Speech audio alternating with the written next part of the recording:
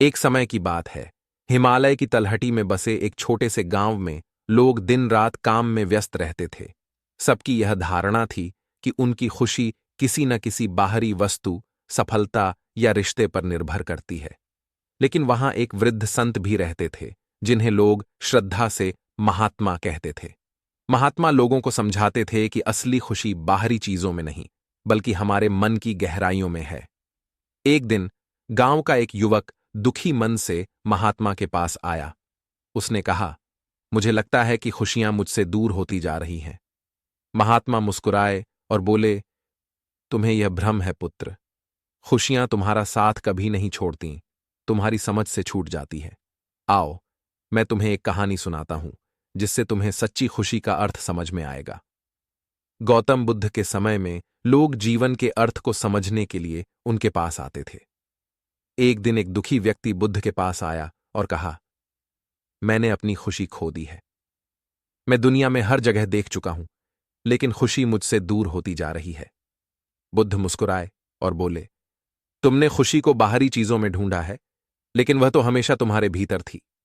बुद्ध ने उस व्यक्ति को एक कहानी सुनाई, जो उसे यह समझाने में मदद करती है कि असली खुशी कभी भी हमारा साथ नहीं छोड़ती, चाहे परिस्थितियां कैसी भी हों। यह कहानी एक ऐसे व्यक्ति की यात्रा है जिसने अपने भीतर की शक्ति को पहचान कर महसूस किया कि असली खुशी हमेशा हमारे साथ होती है। एक छोटे से गांव में विनय नाम का एक युवा रहता था। विनय का बचपन गरीबी में बीता था और उसके पास बहुत कम साधन थे। फिर भी उसकी मां हमेशा उसे समझाती थीं, सच्ची खुशी बाहरी चीजों में नहीं, बल्कि तुम्हारे मन की संतुष्टि में है। विनय जब बड़ा हुआ तो उसने सोचा कि शायद उसकी मां का कहा केवल दिलासा देने के लिए था। उसे विश्वास नहीं था कि उसके दुखों के बीच कोई सच्ची खुशी भी हो सकती है। एक दिन विनय ने गांव के महात्मा से मिलने का निश्चय किया। महात्मा की ख्याति दूर दूर तक फैली हुई थी। वे एक बुद्धिमान संत माने जाते थे, जो लोगों को जीवन की कठिनाइयों में भी खुशी पाने का मार्ग दिखाते थे। विनय ने महात्मा के चरणों में प्रणाम किया और उनसे अपने जीवन के दुखों के बारे में बताया। उसने कहा, मुझे लगता है कि खुशियां मुझसे दूर हो चुकी हैं। जीवन में सुख का नामो निशान नहीं बचा है। मैं कितना भी प्रयास कर लूं, लेकिन सुकून नहीं मिलता। महात्मा ने मुस्कुराते हुए कहा, तुम्हारी स्थिति को समझता हूं, लेकिन तुम्हारी सोच ही तुम्हारे दुख का कारण है। खुशियां किसी चीज में नहीं हैं जो तुम हासिल कर सको। खुशियां तो तुम्हारे भीतर हैं, तुम्हारे अपने सोचने और देखने के ढंग में। फिर महात्मा ने विनय को एक कहानी सुनाई। बहुत समय पहले की बात है। एक राजा था जिसका नाम अर्जुन था। राजा अर्जुन के पास दौलत, वैभव और सारे सुख साधन थे, लेकिन वह हमेशा उदास रहता था। उसे लगता था कि उसके राज्य में सब कुछ होते हुए भी उसकी खुशी कहीं गुम हो गई है। उसने कई ज्ञानी और विद्वानों से पूछा, लेकिन कोई भी उसकी समस्या का हल नहीं निकाल सका। एक दिन एक साधु उस राज्य में आए। राजा ने उनसे अपनी पीड़ा साझा की और पूछा, हे महात्मा, मेरे पास सब कुछ है, फिर भी मैं सुखी नहीं हूं। क्या आप मुझे सच्ची खुशी पाने का मार्ग दिखा सकते हैं? साधु ने मुस्कुराते हुए कहा, हे राजन, खुशी को पाने के लिए पहले उसे छोड़ना होगा। खुशी किसी चीज का नाम नहीं है, यह तो आपकी सोच का परिणाम है। आप जैसे हैं वैसे ही अपनी जिंदगी को स्वीकार करें और अपने भीतर की शांति को महसूस करें। सच्ची खुशी किसी वस्तु से नहीं, बल्कि आपकी आत्मा की संतुष्टि से मिलती है। महात्मा की बातों ने विनय के मन में गहरी छाप छोड़ी। उसने सोचा कि शायद उसकी मां भी यही कहने की कोशिश कर रही थी। उसने महात्मा से पूछा, परंतु महात्मा, मैं इस संतोष और खुशी को कैसे पा सकता हूं? महात्मा ने कहा, तुम्हें अपने हर अनुभव में, चाहे वो अच्छा हो या बुरा, कुछ सीखने का प्रयास करना होगा। यही सीख तुम्हें सच्चे सुख की अनुभूति कराएगी। जब तुम अपने जीवन की हर स्थिति में खुश रहना सीख जाओगे, तब तुम्हें एहसास होगा कि असली खुशी कभी तुम्हारा साथ नहीं छोड़ती। विनय ने महात्मा की बातों को अपनाना शुरू किया। अब वह किसी भी कठिनाई में खुद को शांत रखता और हर स्थिति को एक नई दृष्टि से देखता। धीरे धीरे उसने महसूस किया कि उसे बाहरी चीजों पर निर्भर नहीं रहना पड़ रहा था। विनय का जीवन बदल गया। उसने सीखा कि असली खुशी हमारे भीतर की अवस्था है, जो हमारे अनुभवों और सोचने के ढंग से आती है। वर्षों बाद गांव के लोगों ने देखा कि विनय एक खुशमिजाज और संतुष्ट व्यक्ति बन गया है। उसकी मुस्कान और शांति देखकर लोग प्रेरणा लेते थे। जब भी कोई व्यक्ति विनय से कहता कि उसे अपनी खुशी खो चुकी है, वह बस मुस्कुराता और कहता, खुशी हमारा साथ कभी नहीं छोड़ती। वह तो हमसे छिप जाती है, लेकिन हमारे भीतर ही रहती है। बस जरूरत है उसे महसूस करने की। गौतम बुद्ध की शिक्षाओं को अपने जीवन में ढालकर विनय ने यह सीख लिया था कि सच्ची खुशी हमारे भीतर की समझ में है और यह हमें कभी नहीं छोड़ती। इस कहानी से हमें यही संदेश मिलता है कि जीवन की परिस्थितियां चाहे जैसी भी हों, सच्ची खुशी और संतोष हमेशा हमारे भीतर होते हैं। जैसे गौतम बुद्ध ने सिखाया कि आत्मा की शांति और समझ ही असली सुख है, जो बाहरी दुनिया से स्वतंत्र है। नमो बुद्धाय। लालच करना बुरी बात है। हम सभी लालची राजा मिदास की कहानी जानते हैं। उसके पास सोने की कमी नहीं थी, लेकिन सोना जितना बढ़ता वह और अधिक सोना चाहता। उसने सोने को खजाने में जम कर लिया था और हर रोज उसे गिना करता था। एक दिन जब वह सोना गिन रहा था तो एक अजनबी कहीं से आया और बोला, तुम मुझसे ऐसा कोई वरदान मांग सकते हो जो तुम्हें दुनिया में सबसे ज्यादा खुशी दे। राजा खुश हुआ और उसने कहा, मैं चाहता हूं कि जिस चीज को छू वह सोना बन जाए। अजनबी ने राजा से पूछा, क्या तुम सचमुच यही चाहते हो? राजा ने कहा, हां। तो अजनबी बोला, कल सूरज की पहली किरण के साथ ही तुम्हें किसी चीज को छूकर सोना बना देने की ताकत मिल जाएगी। राजा ने सोचा कि वह सपना देख होगा, यह सच नहीं हो सकता। अगले दिन जब राजा नींद से उठा तो उसने अपना पलंग छुआ और वह सोना बन गया। वह वरदान सच था। राजा ने जिस चीज को छुआ वह सोना बन गई। उन्होंने खिड़की के बाहर देखा और अपनी नन्ही बच्ची को खेलते पाया। उसने अपनी बिटिया को यह अजूबा दिखाना चाहा और सोचा कि वह खुश होगी, लेकिन बगीचे में जाने से पहले उसने एक किताब पढ़ने की सोची। उसने जैसे ही उसे छुआ वह सोने की बन गई। वह किताब को पढ़ न सका। फिर वह नाश्ता करने बैठा। जैसे ही उसने फलों और पानी के गिलास को छुआ वे भी सोने के बन गए। उसकी भूख बढ़ने लगी और वह खुद से बोला, मैं सोने को खा और पी नहीं सकता। ठीक उसी समय उसकी बेटी दौड़ती हुई वहां आई और उसने उसे बाहों में भर लिया। वह सोने की मूर्ति बन गई। अब राजा के चेहरे से खुशी गायब हो गई। राजा सर पकड़कर रोने लगा। वह वरदान देने वाली अजनबी फिर आया और उसने राजा से पूछा कि क्या वह हर चीज को सोना बना देने की अपनी ताकत से खुश है। राजा ने बताया कि वह दुनिया के सबसे दुखी इंसान है। राजा ने उसे सारी बात बताई। अजनबी ने पूछा, अब तुम क्या पसंद करोगे, अपना भोजन और प्यारी बिटिया या सोने के ढेर और बिटिया की सोने की मूर्ति? राजा ने गिड़गिड़ाकर माफी मांगी और कहा, मैं अपना सारा सोना छोड़ दूंगा। मेहरबानी करके मेरी बेटी मुझे लौटा दो, क्योंकि उसके बिना मेरी हर चीज मूल्यहीन हो गई है। अजनबी ने राजा से कहा, तुम पहले से बुद्धिमान हो गए हो, और उसने अपने वरदान को वापस ले लिया। राजा को अपनी बेटी वापस फिर से मिल गई और उसे एक ऐसी सीख मिली जिसे वह जिंदगी भर नहीं भुला सका। एक छोटा बच्चा अपने मां से नाराज होकर चिल्लाने लगा, मैं तुमसे नफरत करता हूं। उसके बाद वह फटकारे जाने के डर से घर से भाग गया। वह पहाड़ियों के पास जाकर चीखने लगा, मैं तुमसे नफरत करता हूं, मैं तुमसे नफरत करता हूं। और वही आवाज गूंजी, मैं तुमसे नफरत करता हूं, मैं तुमसे नफरत करता हूं। उसने जिंदगी में पहली बार गूंज सुनी थी। वह डरकर बचाव के लिए मां के पास भागा और बोला, घाटी में एक बुरा बच्चा है जो चिल्लाता है, मैं तुमसे नफरत करता हूं, मैं तुमसे नफरत करता हूं। उसकी मां सारी बात समझ गई और उसने अपने बेटे से कहा कि वह पहाड़ी पर जाकर फिर से चिल्लाकर कहे, मैं तुम्हें प्यार करता हूं, मैं तुम्हें प्यार करता हूं। छोटा बच्चा वहां गया और चिल्लाया, मैं तुम्हें प्यार करता हूं, मैं तुम्हें प्यार करता हूं। और वही आवाज गूंजी।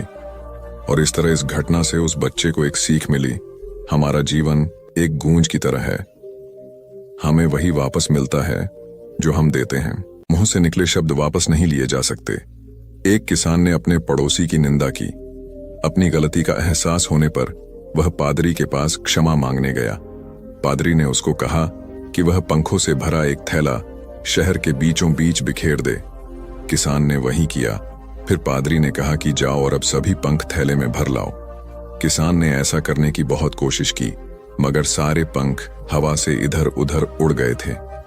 जब वह खाली थैला लेकर लौटा तो पादरी ने कहा कि यही बात हमारे जीवन पर लागू होती है। तुमने बात तो आसानी से कह दी, लेकिन उसे वापस नहीं ले सकते, इसलिए शब्दों के चुनाव ज्यादा सावधानी बरतनी चाहिए। गलत सलाहकार। जरूरी नहीं है कि शिक्षित व्यक्ति सही फैसला करे। आइए इस कहानी के माध्यम से इस बात को समझते हैं। एक आदमी सड़क के किनारे समोसा बेचा करता था। अनपढ़ होने की वजह से वह अखबार नहीं पढ़ता था, ऊंचा सुनने की वजह से रेडियो नहीं सुनता था, और आंखें कमजोर होने की वजह से उसने कभी टेलीविजन भी नहीं देखा था। इसके बावजूद वह काफी समोसे बेच लेता था। उसकी बिक्री और नफे में लगातार बढ़ोतरी होती गई। उसने और ज्यादा आलू खरीदना शुरू किया, साथ ही पहले वाले चूल्हे से बड़ा और बढ़िया चूल्हा खरीद कर ले आया। उसका व्यापार लगातार बढ़ रहा था। तभी हाल ही में कॉलेज से BA की डिग्री हासिल कर चुका उसका बेटा पिता का हाथ बटाने के लिए चला आया। उसके बाद एक अजीबोगरीब घटना घटी। बेटे ने उस आदमी से पूछा, पिताजी क्या आपको मालूम है कि हम लोग एक बड़ी मंदी का शिकार बनने वाले हैं? पिता ने जवाब दिया, नहीं, लेकिन मुझे उसके बारे में बताओ। बेटे ने कहा, अंतरराष्ट्रीय परिस्थितियां बड़ी गंभीर हैं। घरेलू हालात तो और भी बुरे हैं।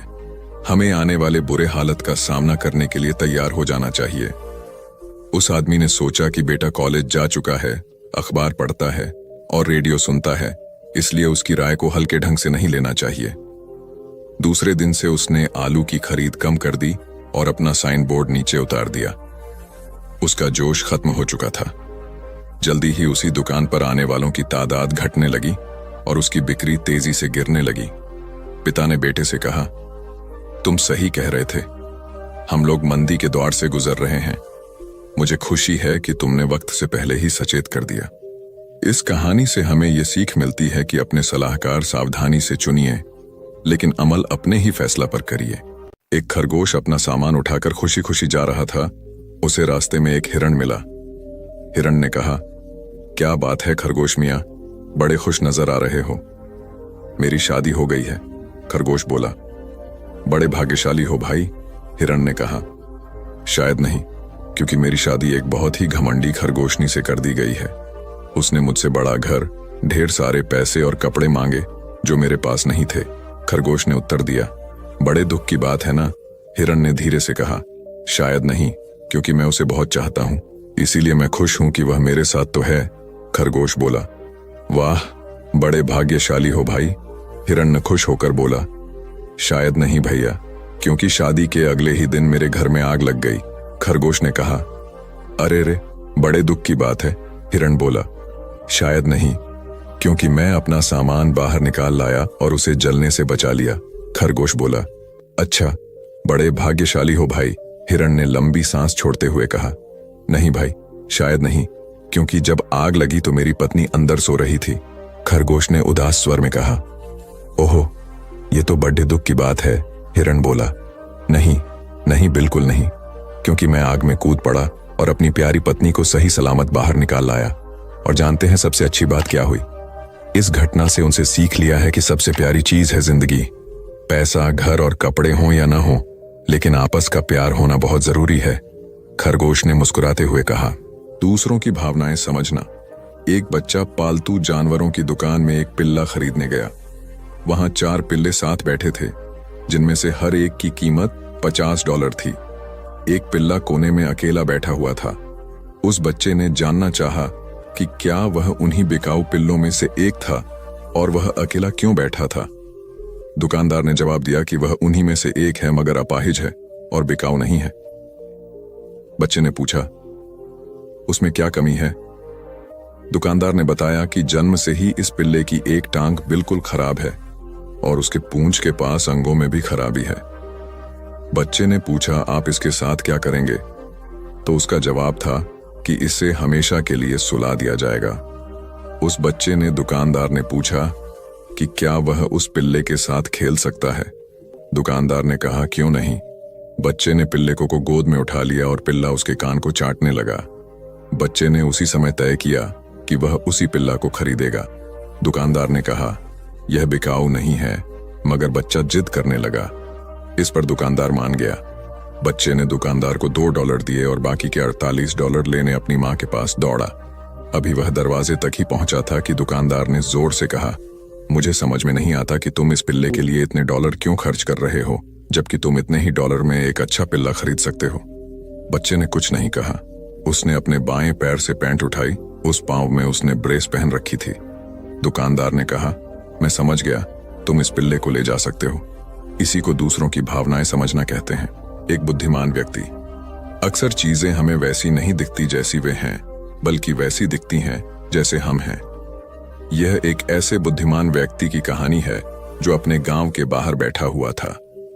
एक यात्री उधर से गुजरा और उसने उस व्यक्ति से पूछा, इस गांव में किस तरह के लोग रहते हैं, क्योंकि मैं अपना गांव छोड़कर किसी और गांव में बसने की सोच रहा हूं।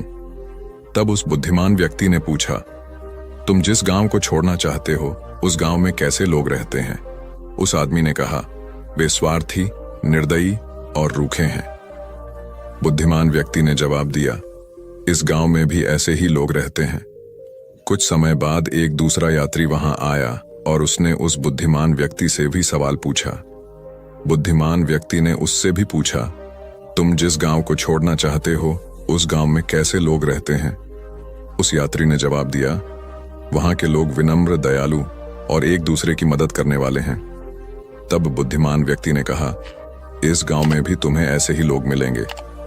आमतौर पर हम दुनिया को उस तरह नहीं देखते जैसी वह है, बल्कि जैसे हम खुद हैं वैसी देखते हैं। इस कहानी से शिक्षा मिलती है कि ज्यादातर मामलों में दूसरे लोगों का व्यवहार हमारे ही व्यवहार का आईना होता है। अगर हमारी नीयत अच्छी होती है तो हम दूसरों की नीयत भी अच्छी मान लेते हैं। हमारा इरादा बुरा होता है तो हम दूसरों के इरादों को भी बुरा मान लेते हैं। बहुत साल पहले घुड़सवार ने कुछ सैनिकों को देखा जो एक लकड़ी का गट्ठा उठाने की असफल कोशिश कर रहे थे। उस समय उनका नायक भी वहीं खड़ा था। घुड़सवार ने नायक से पूछा कि वह उनकी मदद क्यों नहीं करता। नायक ने जवाब दिया, मैं इनका नायक हूं और मेरा काम इनको आदेश देना है। घुड़सवार अपने घोड़े से उतर कर उन सैनिकों का पास गया और उस गट्ठे को उठाने में मदद की। उसकी मदद से वह गट्ठा उठ गया। घुड़सवार चुपचाप अपने घोड़े पर सवार हो गया और उस नायक से बोला, अगली जब तुम्हारे आदमियों को सहायता की जरूरत पड़े तो कमांडर इन चीफ को बुलवा लेना। जब वह घुड़सवार चला गया तो नायक और सिपाहियों को पता चला कि वह घुड़सवार और कोई नहीं बल्कि जॉर्ज वॉशिंगटन थे। बगैर इजाजत के कोई आपको हीन महसूस नहीं करा सकता। आइए इस कहानी के माध्यम से इस बात को समझते हैं। एक कहानी है कि प्राचीन भारत के किसी साधु महात्मा को राह चलते एक आदमी ने गालियां दी। उस महात्मा ने बिना परेशान हुए उन बातों को तब तक सुना जब तक वह आदमी बोलते बोलते थक न गया। तब उन्होंने उस आदमी ने पूछा, अगर किसी की दी हुई चीज न ली जाए तो वह चीज किसके पास रहेगी? आदमी ने जवाब दिया कि चीज देने वाले के पास ही रह जाएगी। महात्मा ने कहा, मैं तुम्हारी इस दें को लेने से इनकार करता हूं। और वह उस आदमी को हक्का बक्का और हैरान छोड़कर चल दिए। उस महात्मा का खुद पर अंदरूनी कंट्रोल था। सबकी जीत के बारे में सोचें। एक आदमी के मरने के बाद सेंट पीटर ने उससे पूछा कि तुम स्वर्ग में जाना चाहोगे या नर्क में? उस आदमी ने पूछा कि फैसला करने से पहले क्या मैं दोनों जगह को देख सकता हूं? सेंट पीटर पहले उसे नर्क ले गए। वहां उसने एक बहुत बड़ा हॉल देखा जिसमें एक बड़ी मेज पर तरह तरह की खाने की चीजें रखी थीं। उसने पीले और उदास चेहरे वाले लोगों की कतारें भी देखीं। वे बहुत भूखे जान पड़ रहे थे और वहां कोई हंसी खुशी न थी। उसने एक और बात पर गौर किया कि उनके हाथों में 4 फुट लंबे कांटे और छुरियां बंधी थीं, जिनसे वे मेज के नीचे पर पड़े खाने को खाने की कोशिश कर रहे थे, मगर वे खा नहीं पा रहे थे। फिर वह आदमी स्वर्ग देखने गया। वहां भी एक बड़े हॉल में एक बड़ी मेज पर ढेर सारा खाना लगा था। उसने मेज के दोनों तरफ लोगों की लंबी कतारें देखी जिनके हाथों में 4 फुट लंबी छुरी और कांटे बंधे हुए थे। ये लोग खाना लेकर मेज की दूसरे तरफ से एक दूसरे को खिला रहे थे, जिसका नतीजा था खुशहाल, समृद्धि, आनंद और संतुष्टि। वे लोग सिर्फ अपने बारे में ही नहीं सोच रहे थे, बल्कि सबकी जीत के बारे में सोच रहे थे। यही बात हमारे जीवन पर भी लागू होती है। इस कहानी से शिक्षा मिलती है कि जब हम अपने ग्राहकों, अपने परिवार, अपने मालिक, अपने कर्मचारियों की सेवा करते हैं तो हमें जीत खुद ब खुद मिल जाती है। उस दिन सवेरे स्कूल जाने में मुझे बहुत देर हो गई थी। मन में बड़ा डर लग रहा था। वैसे तो कोई बात नहीं थी, लेकिन हेमिल मास्टर साहब ने यह जो कह दिया था कि मैं सबसे स्कर्मक और अकर्मक क्रियाओं की परिभाषा पूछूंगा, और मुझे एक फूटा शब्द भी याद नहीं था। एक क्षण के लिए मेरे मन में आया कि आज स्कूल ही न जाऊं और सारा दिन इधर उधर कहीं घर से बाहर ही बिता दूं। दिन बड़ा अच्छा था, आसमान साफ था और मीठी मीठी धूप फैली हुई थी। सड़क के किनारे वाले जंगल में चिड़ियां खूब चहक रही थी और लड़की चीरने की जो मिल है उसके पिछवाड़े सिपाही कवायद कर रहे थे। यह सब कुछ उन अकर्मक और स्कर्मक क्रियाओं से कहीं ज्यादा दिलचस्प था, लेकिन फिर भी अपनी तबीयत को रोकने का बल मुझ में था। इसीलिए मैंने स्कूल की तरफ लंबे लंबे डंग बढ़ाए। टाउन हॉल के पास से गुजरते हुए मैंने देखा कि बुलेटिन बोर्ड के सामने बड़ी भीड़ इकट्ठी है। गत 2 वर्षों में लड़ाई हारने, सेनापति की आज्ञाओं, बजट आदि की जितनी भी बुरी खबरें थीं, वे सब इसी बुलेटिन बोर्ड पर प्रकाशित हुई थीं। और मैंने चलते चलते ही सोचा, अब कौन सा नया मामला उठ खड़ा हुआ। पर मैं रुका नहीं, भरसक तेजी से लमक लमक कर चलने लगा। वाकतर लोहर, जो अपने नौकर के साथ खड़ा वहां बुलेटिन पढ़ रहा था, चिल्लाया, बबुए भागो मत जाओ, वक्त से बहुत पहले स्कूल पहुंच जाओगे। मैंने सोचा कि यह मेरा मजाक उड़ा रहा है और मैं अपनी उसी रफ्तार से चलता ही चला गया। हांफता हांफता स्कूल पहुंच गया। स्कूल लगने पर हमेशा ही इतना शोरगुल होता था कि वह सड़क पर सुनाई पड़ता था। डेस्क के खुलने बंद होने की फटफटाहट, जोर जोर से एक साथ सबक पढ़े जाने की एक तेज आवाज, यहां तक कि ठीक ठीक शब्दों को समझने के लिए कान पर हाथ रखने पड़ते थे। और सबसे ऊपर मास्टर साहब के रूल का रोर, जो उसे बार बार मेज पर घर पटकने से होता था। किंतु इस समय सब कुछ शांत था। मैं सोच रहा था कि जब मैं चुपके से जाकर अपने डेस्क पर बैठने की कोशिश करूंगा तो बड़ी हलचल मचेगी। परंतु उस दिन तो वास्तव में सब ऐसी चुप नजर आ रहा था जैसे इतवार की सुबह हो। खिड़की में से ही मुझे दिखाई दिया कि क्लास में सब लड़के अपनी अपनी जगह पर बैठे हैं और हेमिल मास्टर साहब अपना लोहे वाले भयानक रूल बगल में दाबे हुए चक्कर काट रहे हैं। मुझे सामने के दरवाजे को ही खोलकर अंदर क्लास में घुसना पड़ा। अंदाज लगाया जा सकता कि उस समय मैं कितना डरा और सहमा हुआ होऊंगा। किंतु कुछ हुआ नहीं। मास्टर साहब ने बड़ी मुलायमियत से कहा, बच्चू फैंस, जाकर जल्दी से अपनी जगह पर बैठ जाओ, हम तुम्हारे बिना ही पढ़ाई शुरू करने वाले थे। बेंच पर कूदकर मैं अपने डेस्क पर जा डटा, जब तक कि मेरा डर कुछ कुछ दूर नहीं हो गया। मैंने नहीं देखा कि मास्टर साहब आज हरा कोट, चुन्नटोंदार कमीज और काली रेशमी टोपी, सबकी सब चीजें बेलबूतों से कड़ी हुई पहने हुए हैं। यह कपड़े वे केवल उस दिन पहनते थे जिस दिन इनाम बनता था। यही नहीं बल्कि सारा स्कूल एकदम शांत और गंभीर था। और मुझे ताज्जुब तो सब हुआ जब मैंने देखा कि पिछली बेंचों पर जो हमेशा खाली पड़ी रहती थीं, ग्वार लोग भी बिल्कुल हमारी तरह चुप बैठे थे। तिपंखा टोप लगाए बुढ़ा हौसर बैठा था, जो किसी जमाने में नगर का मेयर था। इसके सिवाय एक भूतपूर्व पोस्ट साहब भी अन्य कई व्यक्तियों के साथ बैठे हुए थे। सबके सब मातमी मुद्रा बनाए हुए थे। हाउसर साहब अपने साथ एक पुरानी फट्टी चिथड़ा प्राइमर उठा लाए थे, उसी खोले हुए अपने घुटनों पर रखे थे। उनकी बड़ी बड़ी ऐनक भी उसी पर रखी हुई थी।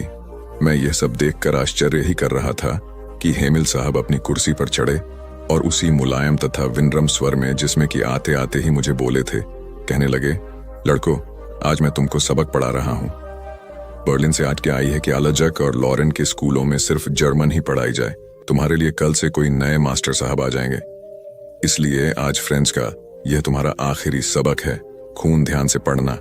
और यह शब्द मेरे कानों पर जैसे बिजली की तरह गिरे।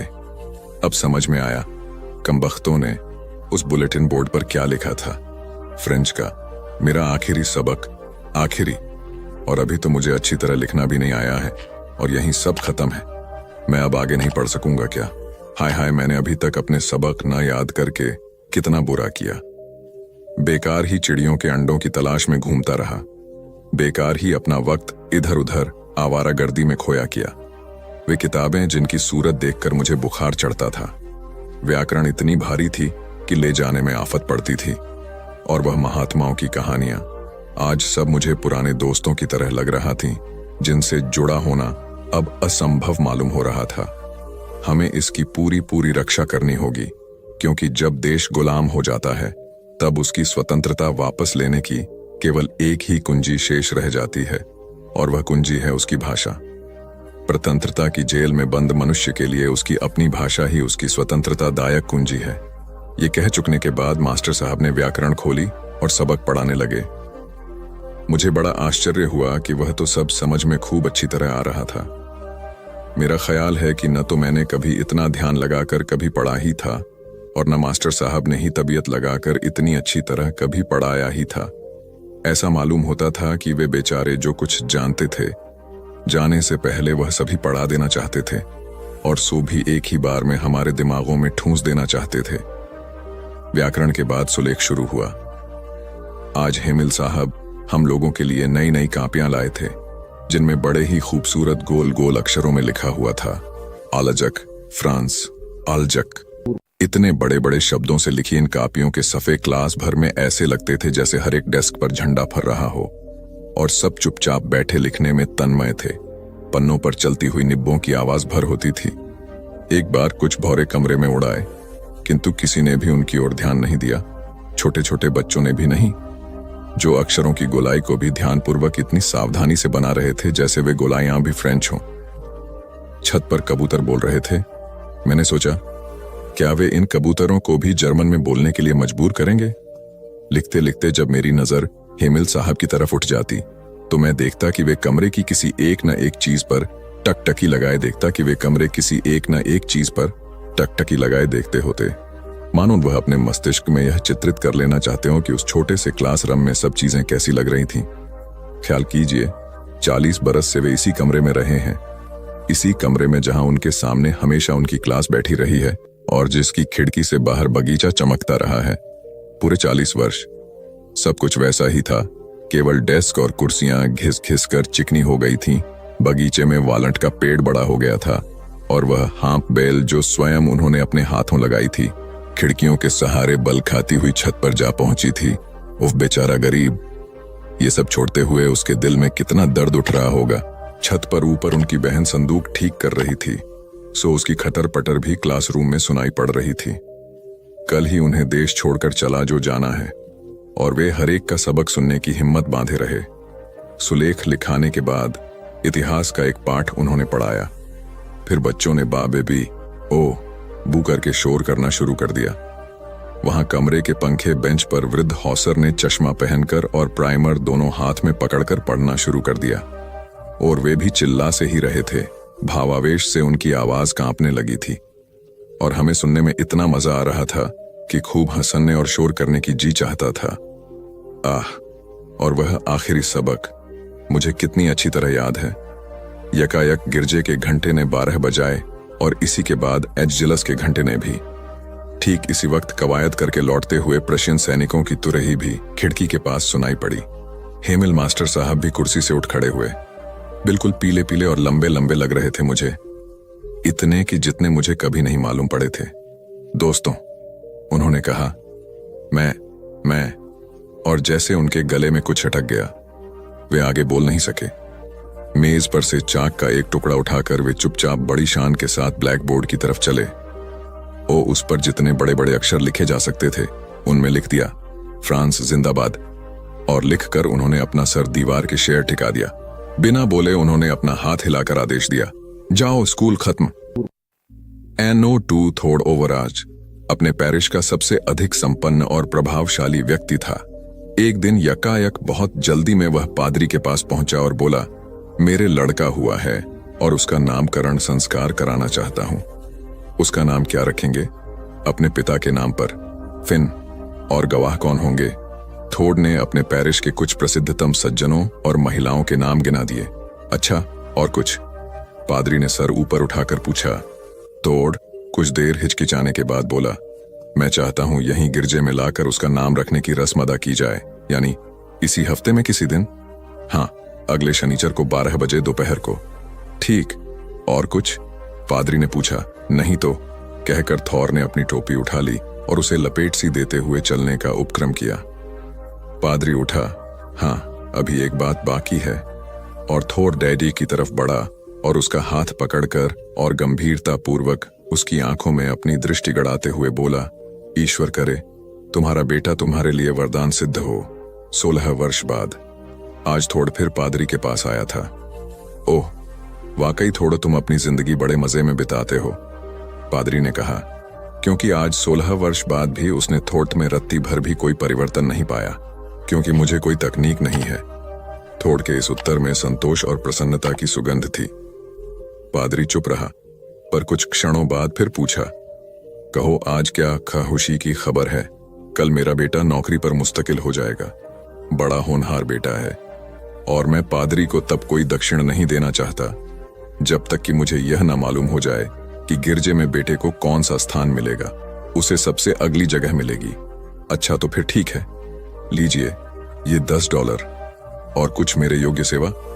पादरी ने डॉलर लेकर थोड़ की तरफ टकटकी लगाकर पूछा, और तो कुछ नहीं, सब कृपा है आपकी। थोड़ चला गया और भी 8 बरस निकल गए। एक दिन पादरी साहब के कमरे के बाहर बड़ा शोर सुनाई पड़ता था, क्योंकि बहुत से लोग गिरजे में आ रहे थे। उन सब के आगे आगे थोड़ था। पादरी के कमरे में सबसे पहले थोड़ घुसा। पादरी ने नजर ऊपर उठाई और पहचान लिया। आज तो तुम बड़े ठाठ के साथ आए हो थोड़। कहो क्या मामला है? मैं इसीलिए आया हूं कि मेरे बेटे पर विवाह संबंधी नियम लागू कर दिए जाएं, क्योंकि गदमंद की लड़की कैरिन स्टोलिनदेन से उसकी शादी पक्की हो गई है। गदमंद ये रहे, उसने अपने पास ही खड़े हुए एक सज्जन की ओर इशारा करके कहा, ओह, तब तो वह इस पैरिश की सबसे धनी लड़की है। सुनता तो हूं, थोड़ ने हाथ से सिर के बाल ऊपर करते हुए कहा। कुछ देर तक पादरी चुप बैठा रहा, जैसे गहरे विचार में तल्लीन हो। फिर अपने रजिस्टर में बिना कुछ बोले उन लोगों के नाम लिख ली, और वहां पर गदमंद और थोड़ ने $3 मेज कर दिए। दस्तखत करने के बाद थोड़ ने $3 मेज पर रख दिए।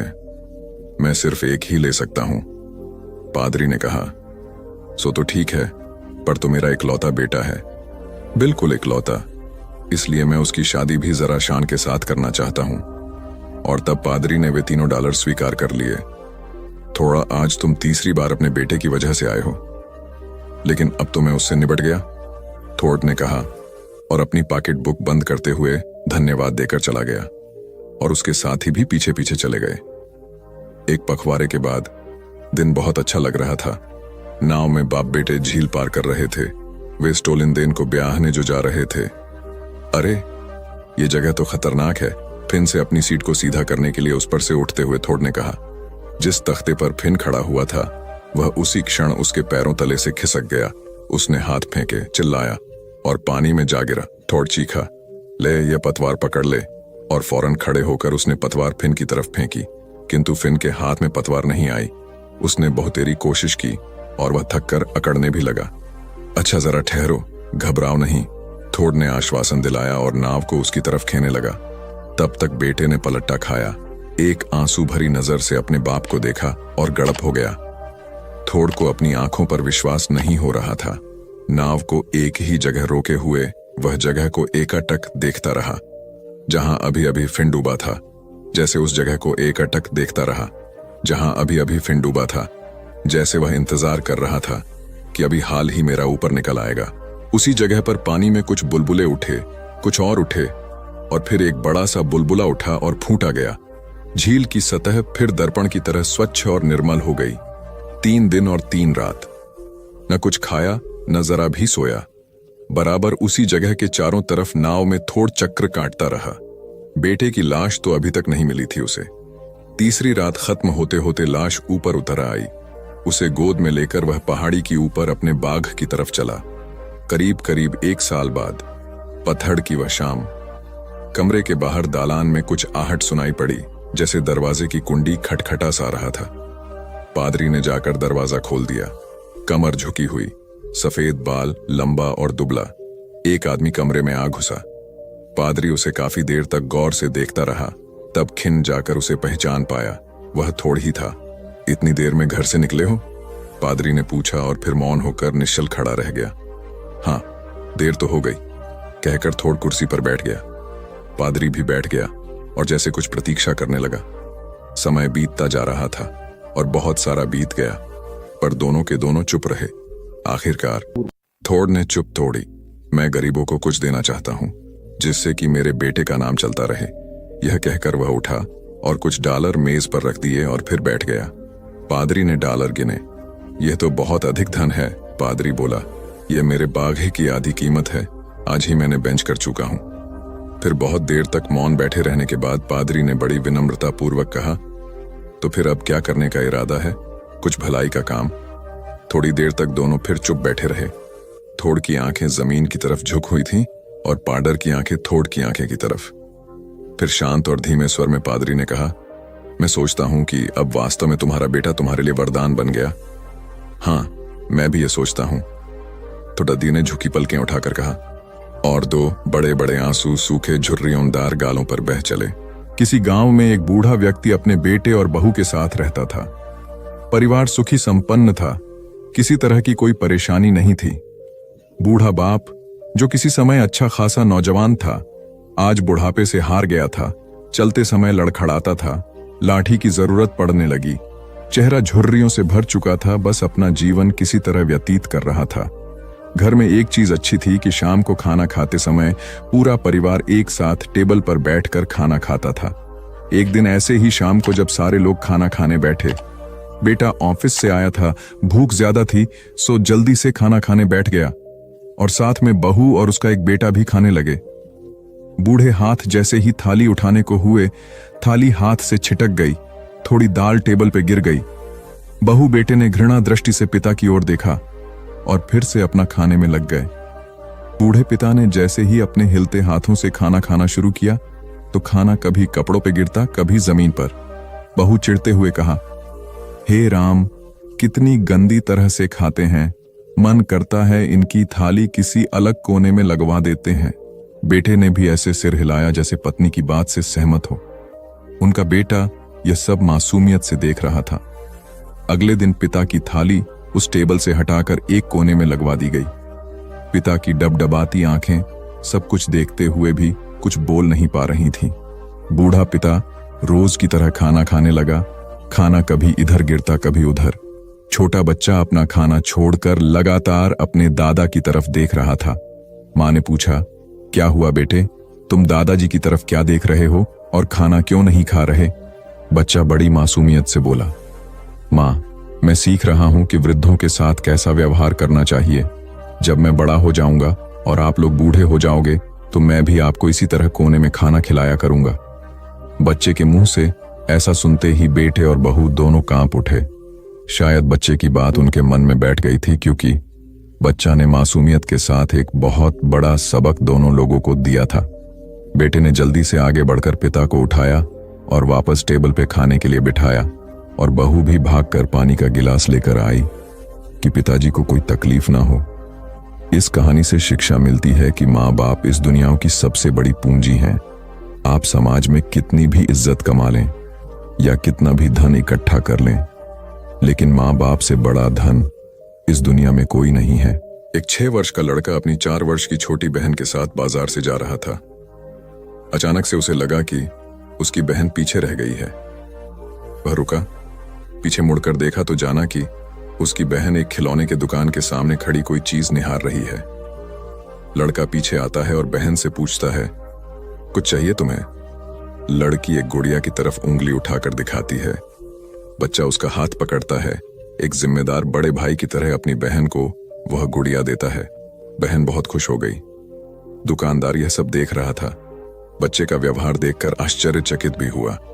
अब वह बच्चा बहन के साथ काउंटर पर आया और दुकानदार से पूछा, कितनी कीमत है इस गुड़िया की? दुकानदार एक शांत और गहरा व्यक्ति था। उसने जीवन के कई उतार देखे थे। उन्होंने बड़े प्यार और अपनत्व से बच्चे से पूछा, बताओ बेटे, आप क्या दे सकते हो? बच्चा अपनी जेब से वो सारी सीपें बाहर निकालकर दुकानदार को देता है जो उसने थोड़ी देर पहले बहन के साथ समुंदर किनारे से चुन चुन कर बीनी थी। दुकानदार वो सब लेकर यूं गिनता है जैसे कोई पैसे गिन रहा हो। सीपें गिनकर वो बच्चे की तरफ देखने लगा तो बच्चा बोला, सर कुछ कम है क्या? दुकानदार, नहीं नहीं, ये तो इस गुड़िया की कीमत से भी ज्यादा है, ज्यादा मैं वापस देता हूं। यह कहकर उसने 4 सीपें रख ली और बाकी की बच्चे को वापस दे दी। बच्चा बड़ी खुशी से वो सीपें जेब में रखकर बहन को साथ लेकर चला गया। यह सब उस दुकान का कामगार देख रहा था। उसने आश्चर्य से मालिक से पूछा, मालिक, इतनी महंगी गुड़िया आपने केवल 4 सीपों के बदले में दे दी? दुकानदार एक स्मित संतुष्टि वाला हास्य करते हुए बोला, हमारे लिए ये केवल सीप है, पर उस 6 साल के बच्चे के लिए अतिशय मूल्यवान है। और अब इस उम्र में वो नहीं जानता कि पैसे क्या होते हैं, पर जब वह बड़ा होगा ना, और जब उसे याद आएगा कि उसने सीपों के बदले बहन को गुड़िया खरीद कर दी थी, तब उसे मेरी याद जरूर आएगी। और फिर वह सोचेगा कि यह विश्व अच्छे मनुष्यों से भी भरा हुआ है। यही बात उसके अंदर सकारात्मक दृष्टिकोण बढ़ाने में मदद करेगी, और वो भी एक अच्छा इंसान बनने के लिए प्रेरित होगा। बंद दुकान में कहीं से घूमता फिरता एक सांप घुस गया।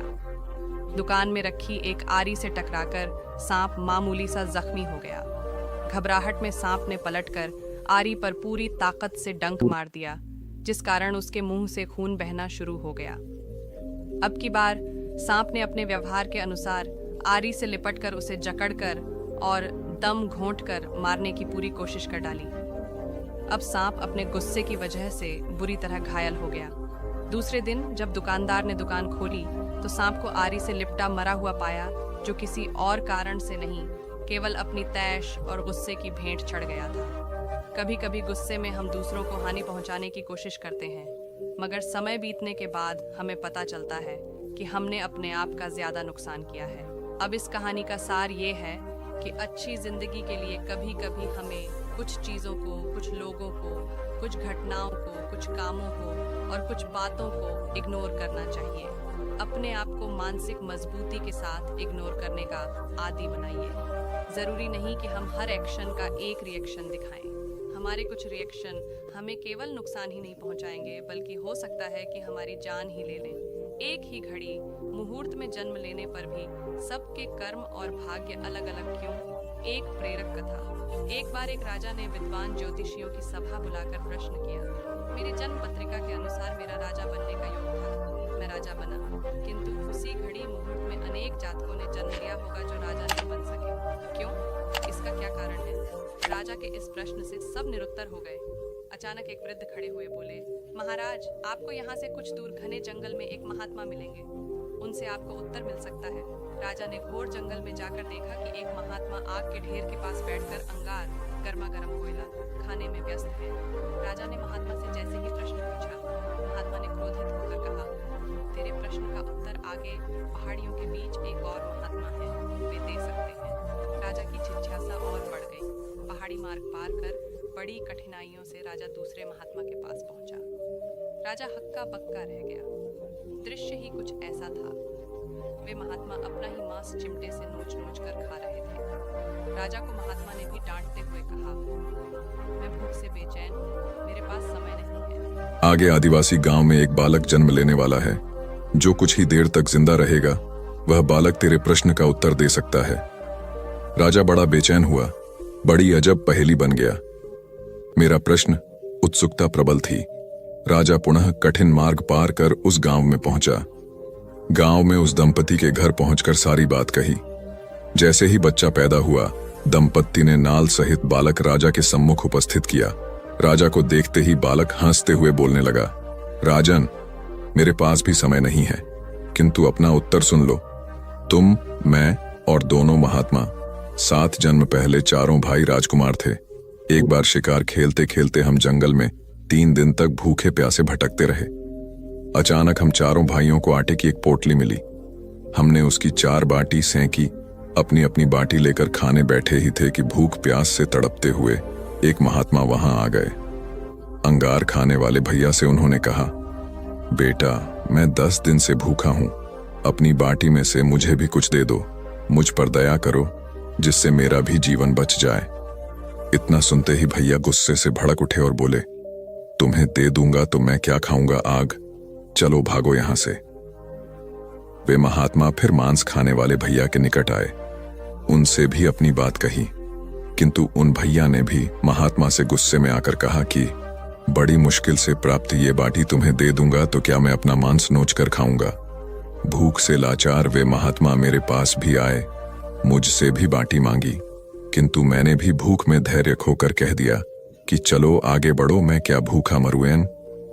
अंतिम आशा लिए वो महात्मा, हे राजन, आपके पास भी आए, दया की याचना की। दया करते हुए खुशी से आपने अपनी बाटी में से आधी बाटी आदर सहित उन महात्मा को दे दी।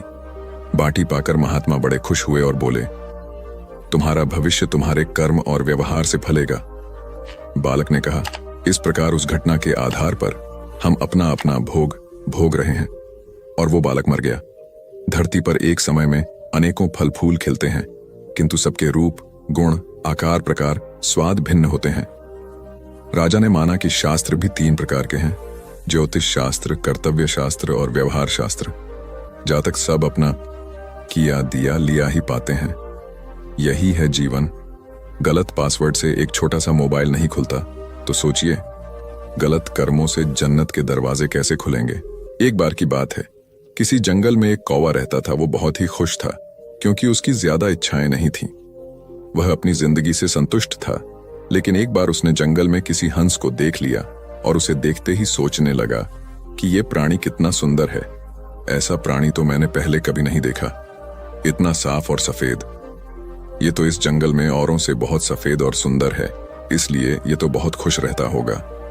कौवा हंस के पास गया और पूछा, भाई तुम इतने सुंदर हो इसलिए तुम बहुत खुश होगे? इस पर हंस ने जवाब दिया, हाँ, मैं पहले बहुत खुश रहता था जब तक मैंने तोते को नहीं देखा था। उसे देखने के बाद से लगता है कि तोता धरती का सबसे सुंदर प्राणी है। हम दोनों के शरीर का तो एक ही रंग है, लेकिन तोते के शरीर पर 2-2 रंग है। उसके गले में लाल रंग का घेरा और वो सूर्ख हरे रंग का था। सच में वो बेहद खूबसूरत था। अब कौवे ने सोचा कि हंस तो तोते को सबसे सुंदर बता रहा है, तो फिर उसे देखना होगा। कौवा तोते के पास गया और पूछा, भाई तुम 2-2 रंग पाकर बड़े खुश हो गए? इस पर तोते ने कहा, हाँ, मैं तब तक खुश था जब तक मैंने मोर को नहीं देखा था। मेरे पास तो 2 ही रंग हैं, लेकिन मोर के शरीर पर तो कई तरह के रंग हैं। अब कौवे ने सोचा, सबसे ज्यादा खुश कौन है ये तो मैं पता करके ही रहूंगा, इसलिए अब मोर से मिलना ही पड़ेगा। कौवे ने मोर को जंगल में ढूंढा, लेकिन उसे पूरे जंगल में एक भी मोर नहीं मिला। और मोर को ढूंढते ढूंढते वह चिड़ियाघर में पहुंच गया तो देखा मोर को देखने बहुत से लोग आए हुए हैं और उसके आसपास अच्छी खासी भीड़ है। सब लोगों के जाने के बाद कौवे ने मोर से पूछा, भाई तुम दुनिया के सबसे सुंदर जीव हो और रंग बिरंगे हो। तुम्हारे साथ लोग फोटो खिंचवा रहे थे। तुम्हें तो बहुत अच्छा लगता होगा और तुम तो दुनिया के सबसे खुश जीव होगे। इस पर मोर ने दुखी होते हुए कहा, भाई अगर सुंदर हूं तो भी क्या फर्क पड़ता है। मुझे लोग इस चिड़ियाघर में कैद करके रखते हैं, लेकिन तुम्हें तो कोई चिड़िया घर में कैद करके नहीं रखता और तुम जहां चाहो अपनी मर्जी से घूम फिर सकते हो। इसलिए दुनिया के सबसे संतुष्ट और खुश जीव तो तुम्हें होना चाहिए, क्योंकि तुम आजाद रहते हो। कौवा हैरान रह गया क्योंकि उसके जीवन की अहमियत कोई दूसरा बता गया। दोस्तों, ऐसा ही हम लोग भी करते हैं।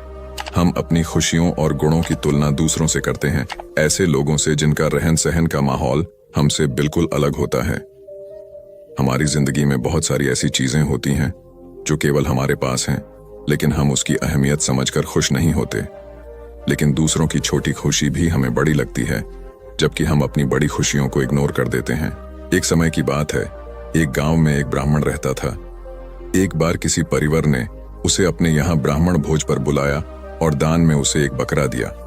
बकरे को पाकर वो बड़ा खुश हुआ और खुशी से अपने घर जाने लगा। रास्ता लंबा और सुनसान था। रास्ते में ब्राह्मण के कंधे पर बकरे को देखकर 3 ठग के मन में उस बकरे को चुराने का विचार आया।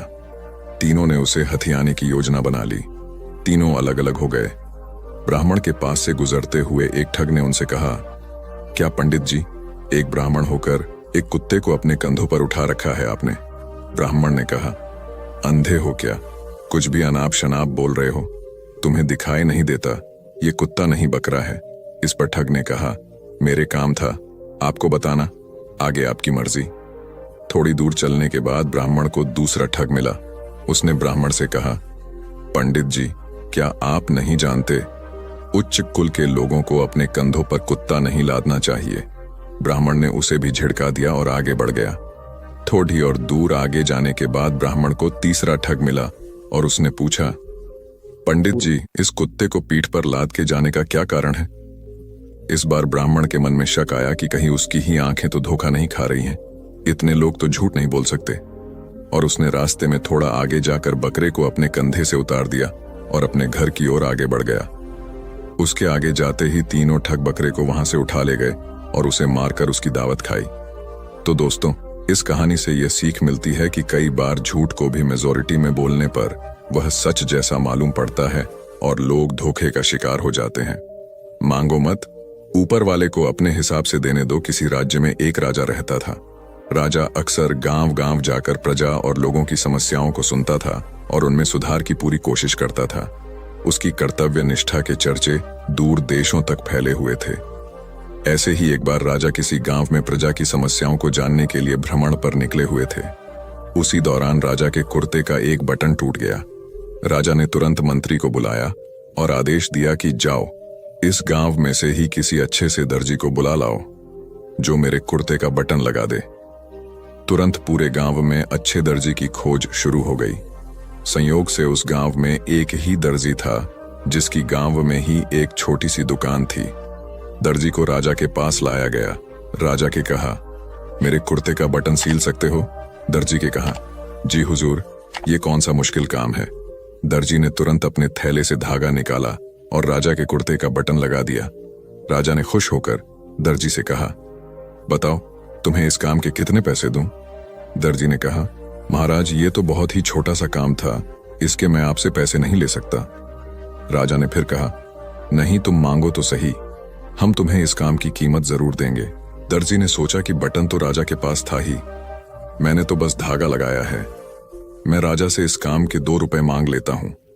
फिर से दर्जी ने मन में सोचा कि मैं राजा से अगर 2 रुपए मांगूंगा तो राजा सोचेगा कि इतने से काम के इतने सारे पैसे मांग रहा है।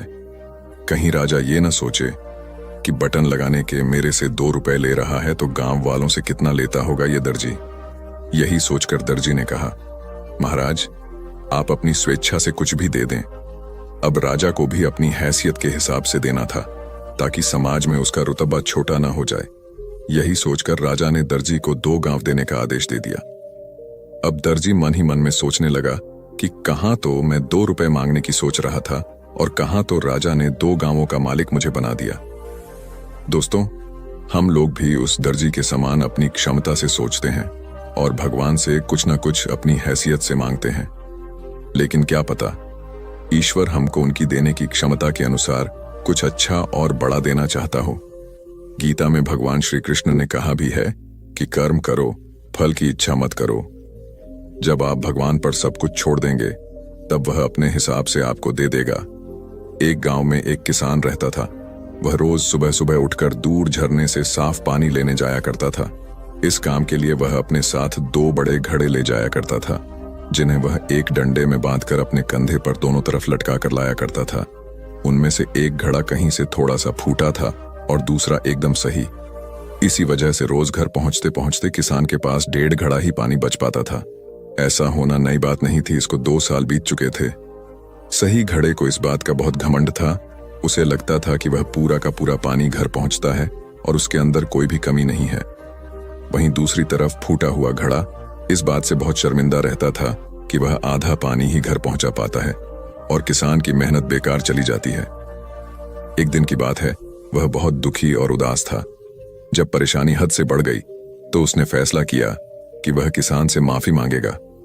किसान से बोला, मैं बहुत शर्मिंदा हूं, मैं आपसे माफी मांगना चाहता हूं। तो किसान ने पूछा, भाई तुम किस बात से शर्मिंदा हो?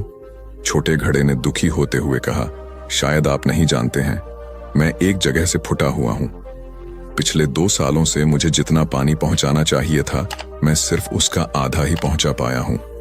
मेरे अंदर यह बहुत बड़ी कमी है, इस वजह से आपकी मेहनत बर्बाद होती रही है।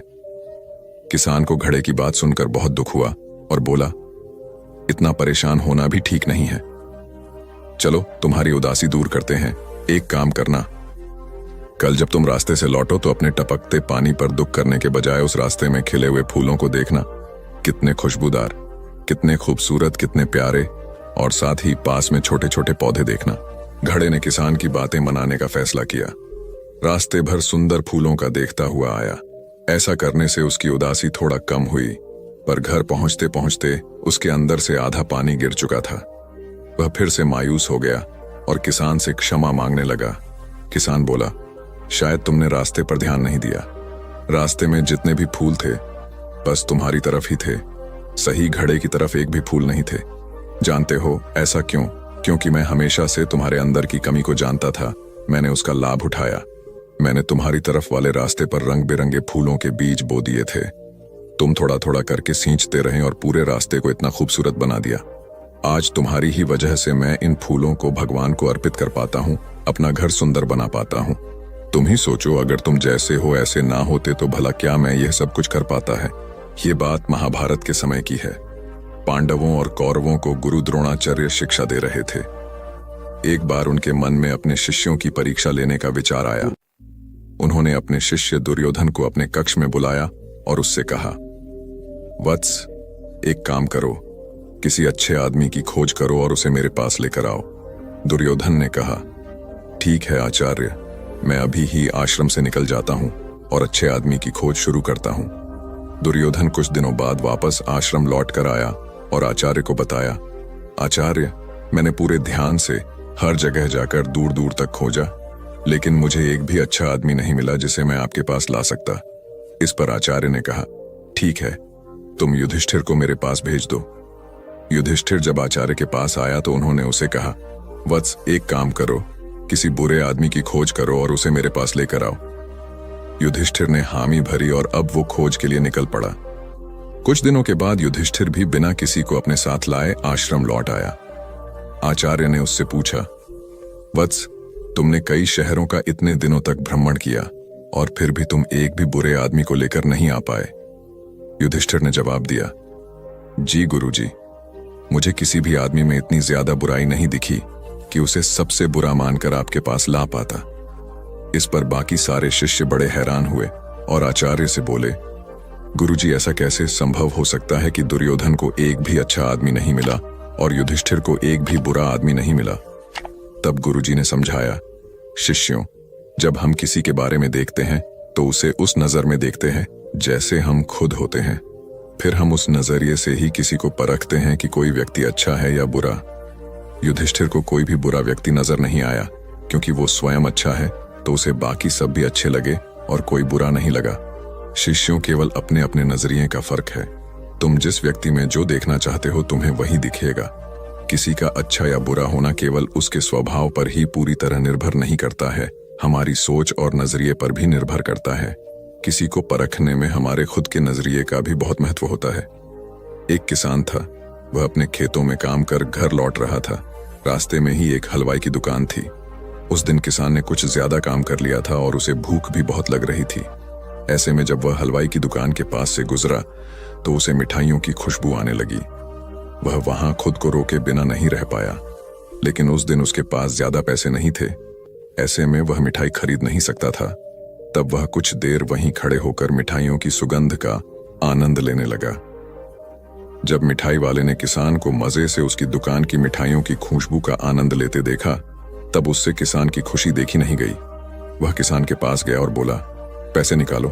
किसान हैरान हुआ और बोला कि मैंने तो मिठाई नहीं खरीदी और नहीं चखी है, फिर पैसे किस बात के। हलवाई बोला, भले ही तुमने मिठाई नहीं ली हो, लेकिन मेरी बनाई मिठाई की खुशबू का आनंद तो लिया है। किसान बोला, मिठाई की खुशबू लेना मिठाई खाने के बराबर ही है, तो तुम्हें अब इसके पैसे देने होंगे। किसान पहले थोड़ा घबराया, लेकिन फिर थोड़ी सूझबूझ दिखाते हुए उसने अपनी जेब से कुछ सिक्के निकाले और उन्हें दोनों हाथों के बीच में डालकर खनकाया। अब खनकाने के बाद किसान अपने रास्ते जाने लगा। हलवाई बोला, मेरे पैसे तो दो। किसान ने कहा, जैसे मिठाई की खुशबू का आनंद लेने मिठाई खाने के बराबर ही है, वैसे ही सिक्कों की खनक सुनना भी पैसे लेने के बराबर ही है। राजा भद्र सिंह प्रजापालक एवं न्यायप्रिय थे। नैतिक और जीवन मूल्यों के प्रति बहुत जागरूक थे, किंतु उनका पुत्र महाउत्पाती, विद्रोही, उदंड एवं निर्दयी था। वह प्रतिदिन नए नए उपद्रवों से लोगों को पीड़ित किए रखता था। राजपुत्र होने के कारण उसकी शिकायत करने की हिम्मत कोई नहीं कर पाता था। इसका फायदा उठाकर वह निरंकुश होता गया, लेकिन राजा तक यह बात पहुंच ही गई। राजा ने उसे सुधारने के अनेक उपाय किए। शिक्षा शास्त्री, तर्कशास्त्री एवं मनोचिकित्सक कोई भी उसे सुधार न सका। उसके उत्पीड़न से लोग त्राही त्राही करने लगे। राजा बहुत चिंतित हो चुके थे। उनकी समझ में कुछ नहीं आ रहा था कि क्या करें। सौभाग्य से कुछ दिन बाद औषधाचार्य नामक एक आर्षि वहां आ गए। राजा की समस्या को सुनकर राजपुत्र को रास्ते पर लाने का उन्होंने भरसक प्रयास किया, किंतु परिणाम कुछ नहीं निकला। एक दिन औषधाचार्य ऋषि उस उदंड राजपुत्र के साथ उद्यान में भ्रमण करते, तभी उस बालक ने एक नन्हे पौधे से पत्तियां तोड़कर मुंह में डालकर चबानी शुरू कर दी। पत्तियां बहुत कड़वी थीं। क्रोध में आकर उसने पौधे को जड़ से उखाड़कर फेंक दिया। इस हरकत से ऋषि बहुत नाराज हुए और उसे डांटने लगे। उदंड बालक बोला कि इसकी पत्तियों ने मेरा सारा मुख कड़वा कर दिया है, इसीलिए मैंने इसे जड़ से उखाड़कर फेंक दिया। गंभीर भाव से ऋषि बोले, बेटा ध्यान रखो, यह तो औषधि का एक वृक्ष है। इसके पत्तों के अर्क से बनने वाली औषधि अनेक असाध्य रोगों को दूर करती है, इसीलिए राजोद्यान में इसे लगाया गया है। अजीर्ण आदि पेट के रोगों के लिए इसका सेवन बहुत लाभप्रद होता है, जो छोटे छोटे बालकों के स्वास्थ्य को बचाने का माध्यम बनती है। ऐसी अमूल्य औषधि का तुम अपनी नासमझ बुद्धि से नाश करने में लगे हो। तुम्हें लज्जा आनी चाहिए। इसकी कड़वाहट तुम्हें पसंद नहीं आई, लेकिन तुमने अपने कड़वे स्वभाव के बारे में कभी सोचा? तुम्हारे अनैतिक एवं उद्दंड स्वभाव की कड़वाहट से लोगों का कितना अहित हो रहा है, इसका तुम्हें पता है? तुम्हारे पिता का प्रजा में अपयश हो रहा है। ऋषि के वचन उस उदंड बालक के हृदय को छू गए। उसी क्षण से उसके जीवन की दिशा बदल गई।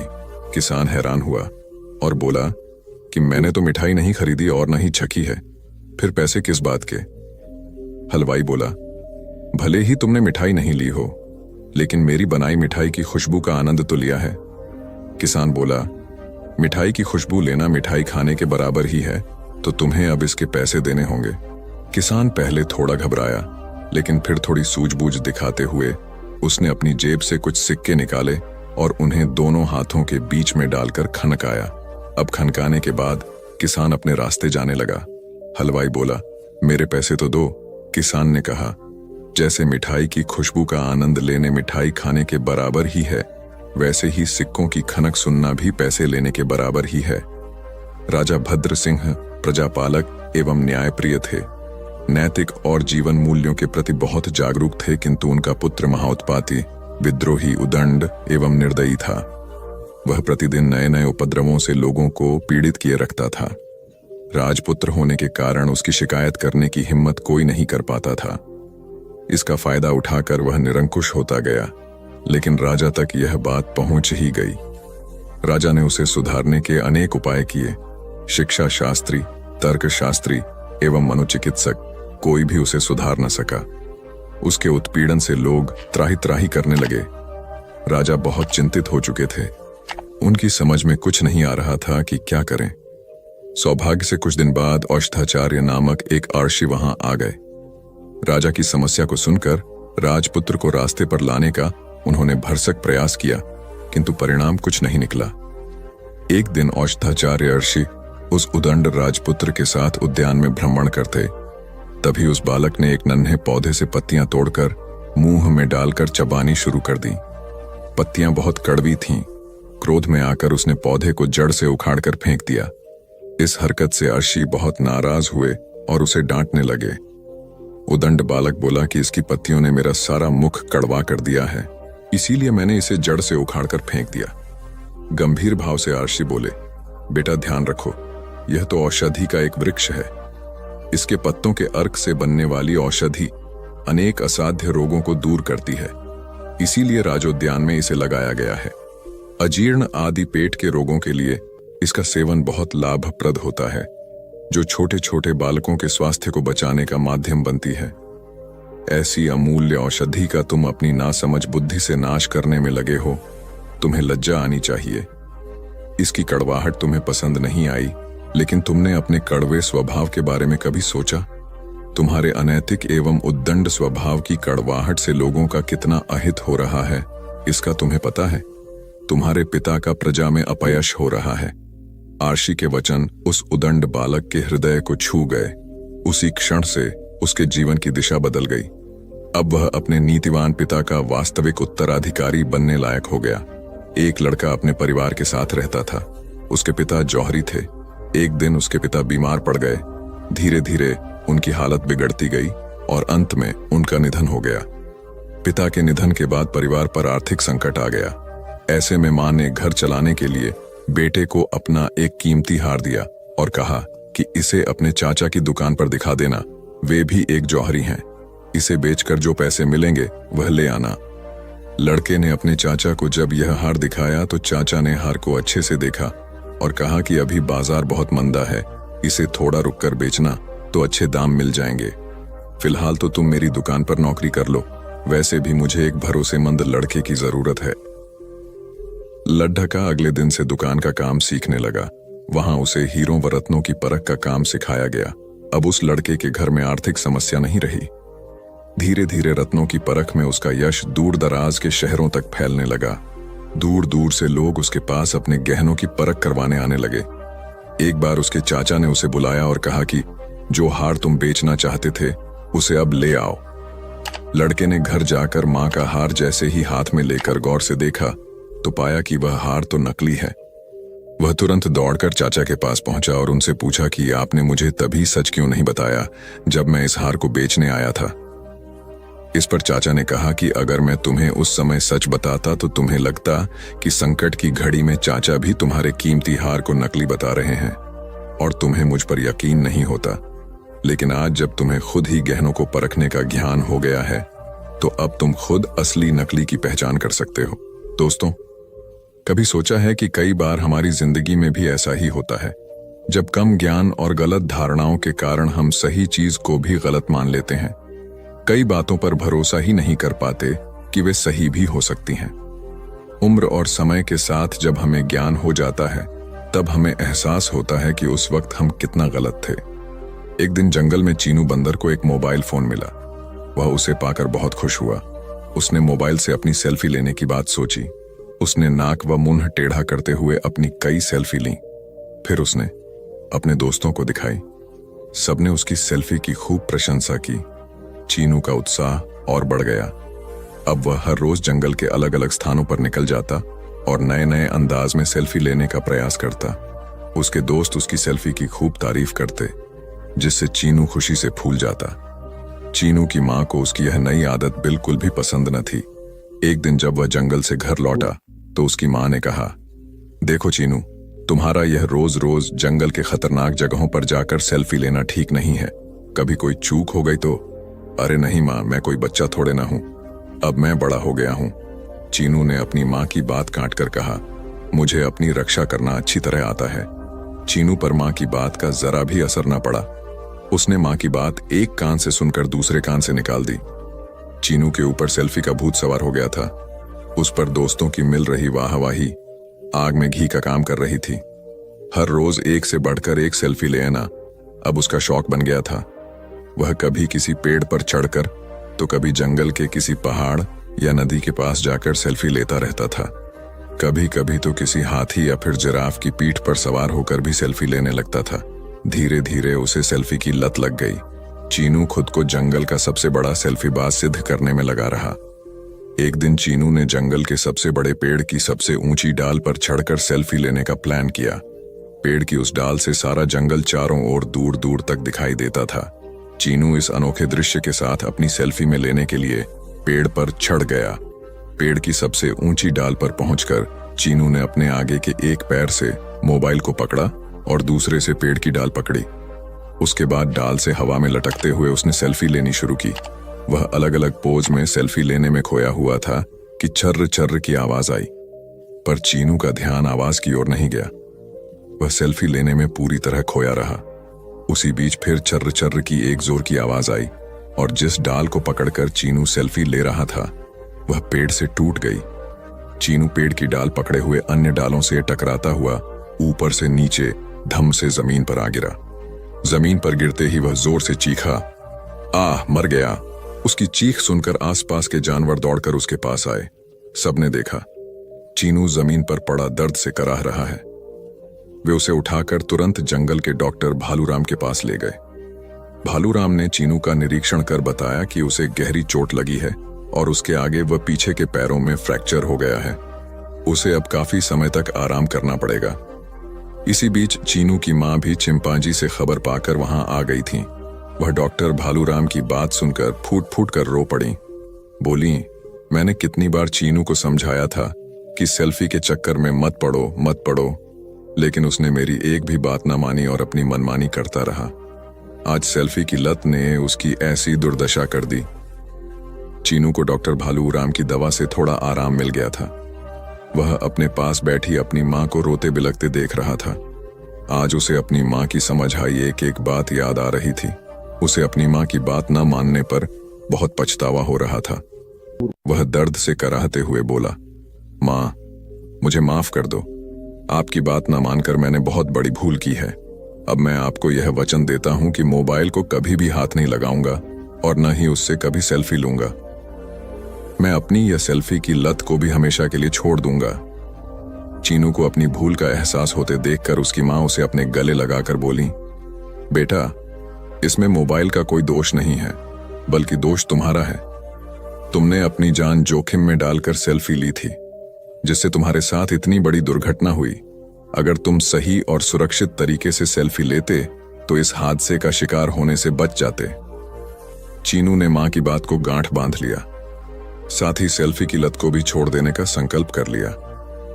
चीनू के पास खड़े उसके सभी दोस्तों ने भी इस घटना से सबक लेकर अब कभी भी अपनी जान जोखिम में डालकर सेल्फी न लेने का फैसला कर लिया। एक युवती बगीचे में बहुत गुस्से में बैठी थी।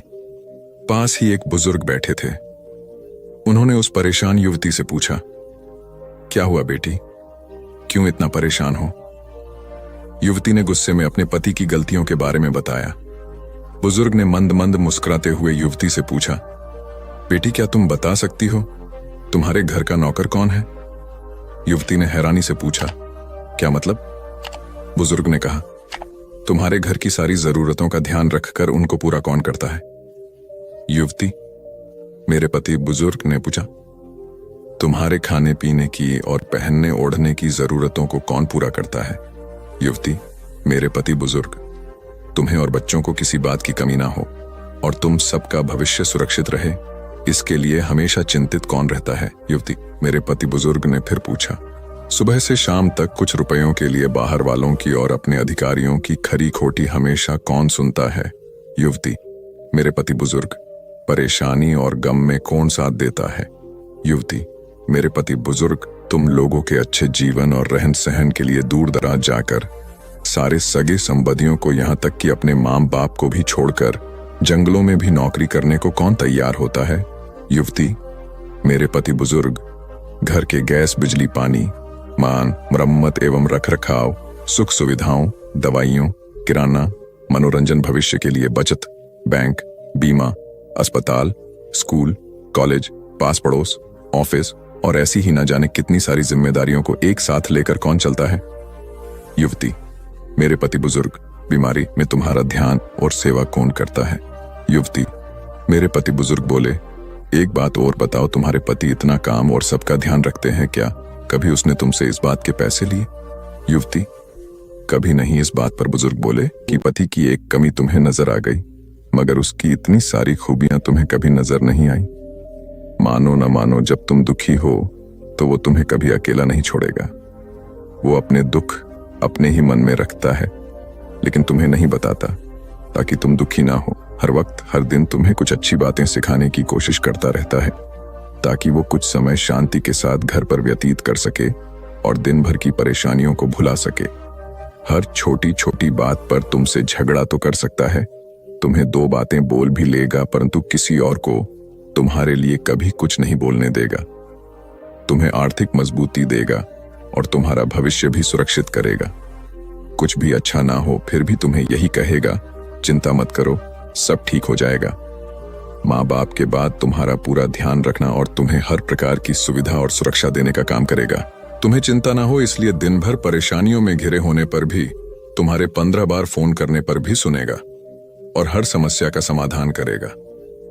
चूंकि पति ईश्वर का दिया एक स्पेशल उपहार है, इसलिए उसकी उपयोगिता जानो और उसकी देखभाल करो। एक बार लोहे की दुकान में अपने पिता के साथ काम कर रहे एक बालक ने अचानक ही अपने पिता से पूछा, पिताजी, इस दुनिया में मनुष्य की क्या कीमत होती है? पिताजी एक छोटे से बच्चे से ऐसा गंभीर सवाल सुनकर हैरान रह गए। फिर वे बोले, बेटे, एक मनुष्य की कीमत आंकना बहुत मुश्किल है, वो तो अनमोल है। बालक, क्या सभी उतने ही कीमती और महत्वपूर्ण हैं? पिताजी, हाँ बेटे, बालक के कुछ पल्ले पड्डा नहीं? उसने फिर सवाल किया। तो फिर इस दुनिया में कोई गरीब तो कोई अमीर क्यों है? किसी की कम इज्जत तो किसी की ज्यादा क्यों होती है? सवाल सुनकर पिताजी कुछ देर तक शांत रहे और फिर बालक से स्टोर रूम में पड़ा एक लोहे का रॉड लाने को कहा। रॉड लाते ही पिताजी ने पूछा, इसकी क्या कीमत होगी? बालक, लगभग 300 रुपए। पिताजी, अगर मैं इसके बहुत से छोटे छोटे कील बना दूं तो इसकी कीमत क्या हो जाएगी? बालक कुछ देर सोचकर बोला, तब तो ये और महंगा बिकेगा, लगभग 1000 रुपए का। पिताजी, अगर मैं इस लोहे से घड़ी के बहुत सारे स्प्रिंग बना दूं तो? बालक कुछ देर सोचता रहा और फिर एकदम से उत्साहित होकर बोला, तब तो इसकी कीमत बहुत ज्यादा हो जाएगी। पिताजी उसे समझाते हुए बोले, ठीक इसी तरह मनुष्य की कीमत इसमें नहीं है कि अभी वो क्या है, बल्कि इसमें है कि वो अपने आप को क्या बना सकता है। बालक अपने पिता की बात समझ चुका था। जो लोग ईमानदार हैं उनके साथ ईमानदार रहिए, और जो लोग ईमानदार नहीं हैं उनके साथ भी ईमानदार रहिए। इसी प्रकार ईमानदारी सिद्ध होती है। यूनान में हेलाक नाम का एक धनी और लोभी व्यक्ति रहता था। अपनी दुकान पर आने वाले प्रत्येक मनुष्य को ठगना उसका नित्य का काम था। इससे उसे काफी धन प्राप्त होता था, किंतु वह उसके पास टिक नहीं पाता था। कभी बीमारी में व्यय हो जाता तो कभी दुकानदारी में कोई बड़ा नुकसान हो जाता। यह देखकर उसकी पुत्र वधू उसे समझाती कि बेईमानी के पैसों से बरकत नहीं होती, किंतु हेलाक उसकी बात अनसुनी कर देता। एक दिन उसके सोने की एक पंसेरी बनवाई, फिर उस पर अपनी छाप लगाकर कपड़े में मड़ा और एक चौराहा पर रखाया। कुछ दिन एक व्यक्ति ने उसे उठाकर पास के तालाब में फेंक दिया। उस तालाब में उसे एक बड़ी मछली ने निगल लिया। कुछ दिनों बाद मछुआरे ने उस तालाब में जाल डाला तो मछली उसमें फंस गई। मछुआरे ने जब मछली का पेट चीरा तो वह पंसेरी बाहर निकल आई। मछुआरा ईमानदार व्यक्ति था। उसने जब हेलाक के नाम की छाप पंसेरी पर देखी तो उसे हलाक को लौटाने चला गया। महीनों बाद अपनी सोने की पंसेरी को वापस पाकर हेलाक बहुत खुश हुआ। अब उसे विश्वास हो गया कि ईमानदारी का धन कहीं नहीं जाता और बेईमानी से कमाया धन कभी नहीं फलता। उसी दिन से उसने बेईमानी छोड़ दी। वस्तुतः ईमानदारी से अर्जित धन मानसिक शांति देने के साथ ही स्थायी भी होता है। ईमानदार और सच्चे दिल वाला व्यक्ति स्वयं को सदा हल्का व तनाव मुक्त अनुभव करता है। एक बार दो पड़ोसी राज्यों में युद्ध छिड़ गया। बहुत भयानक युद्ध चल रहा था। युद्ध में बहुत सारे सैनिक घायल हो जाते थे। दोनों राज्यों की सेना में ऐसी कर्मचारी भर्ती किए गए थे जिनका काम था युद्ध स्थल पर जाकर अपनी अपनी सेना के घायल सैनिकों की मरहम पट्टी करना और उन्हें पानी पिलाना।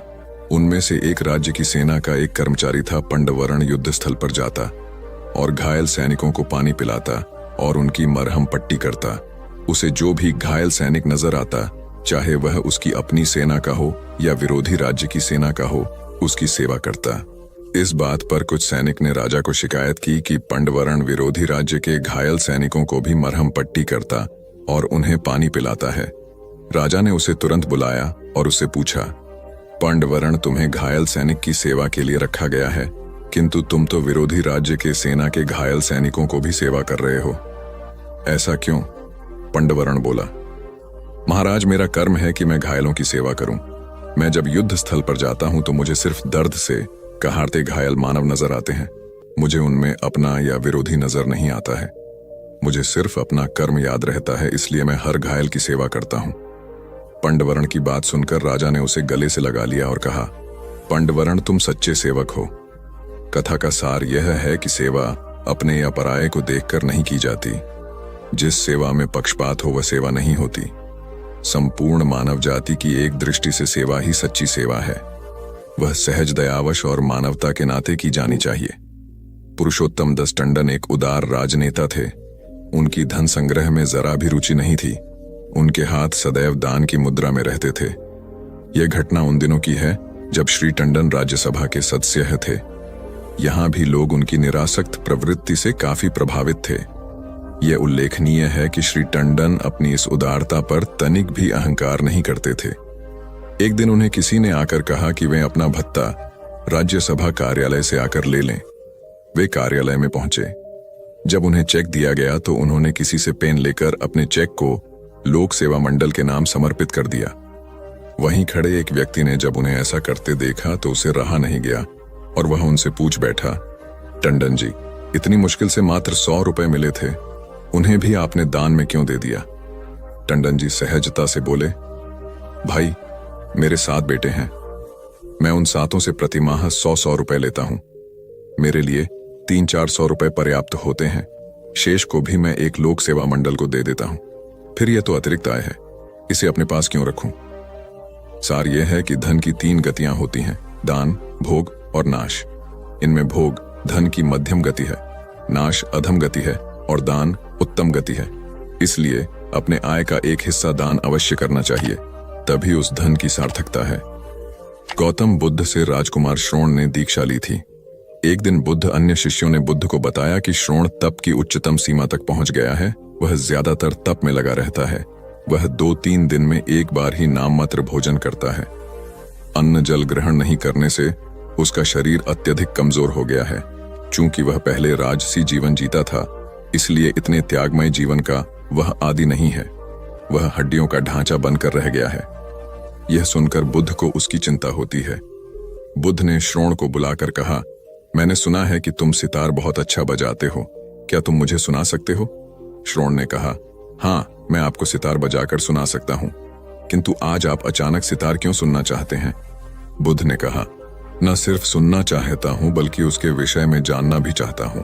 मैंने सुना है कि यदि सितार के तार अगर ढीले हों या अत्यधिक कसे हुए हों तो उनसे संगीत पैदा नहीं होता।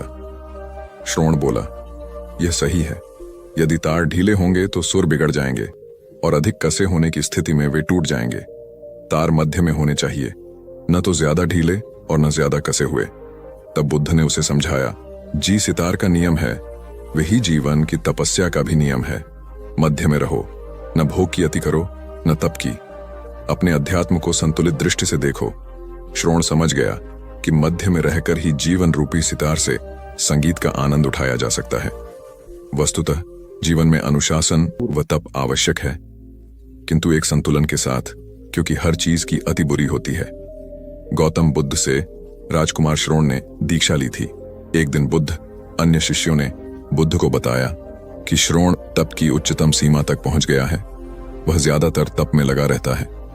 वह 2-3 दिन में एक बार ही नाममात्र भोजन करता है। अन्न जल ग्रहण नहीं करने से उसका शरीर अत्यधिक कमजोर हो गया है।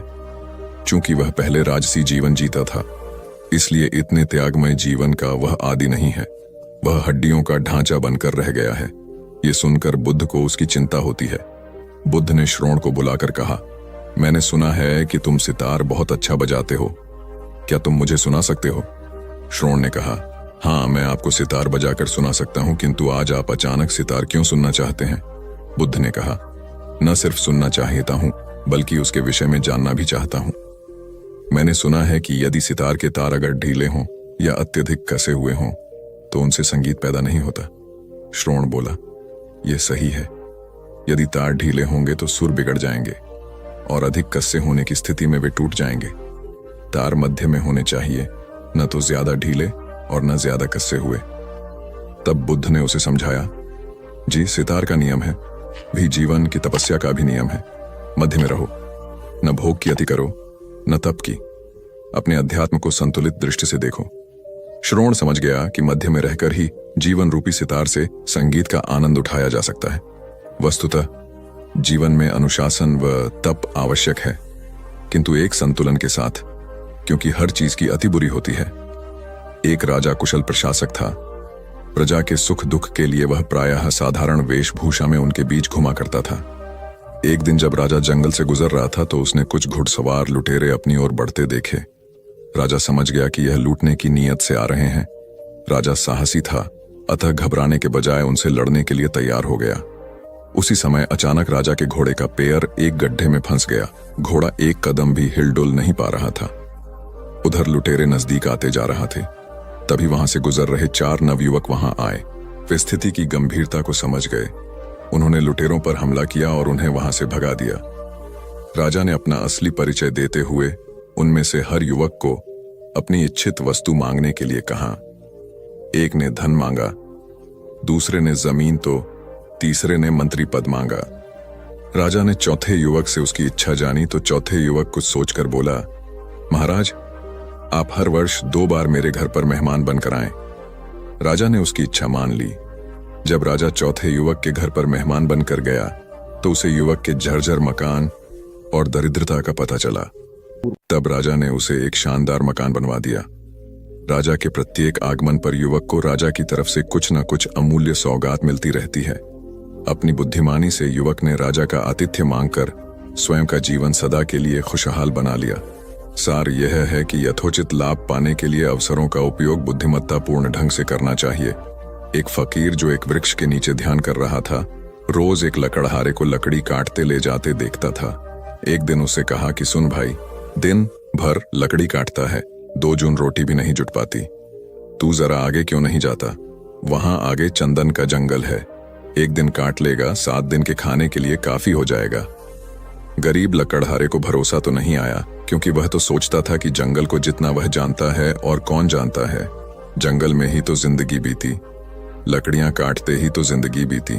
ये फकीर यहां बैठा रहता है वृक्ष के नीचे, इसको क्या खाक पता होगा।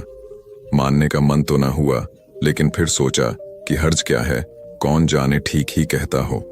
फिर झूठ कहेगा भी क्यों, शांत आदमी मालूम पड़ता है, मस्त आदमी मालूम पड़ता है।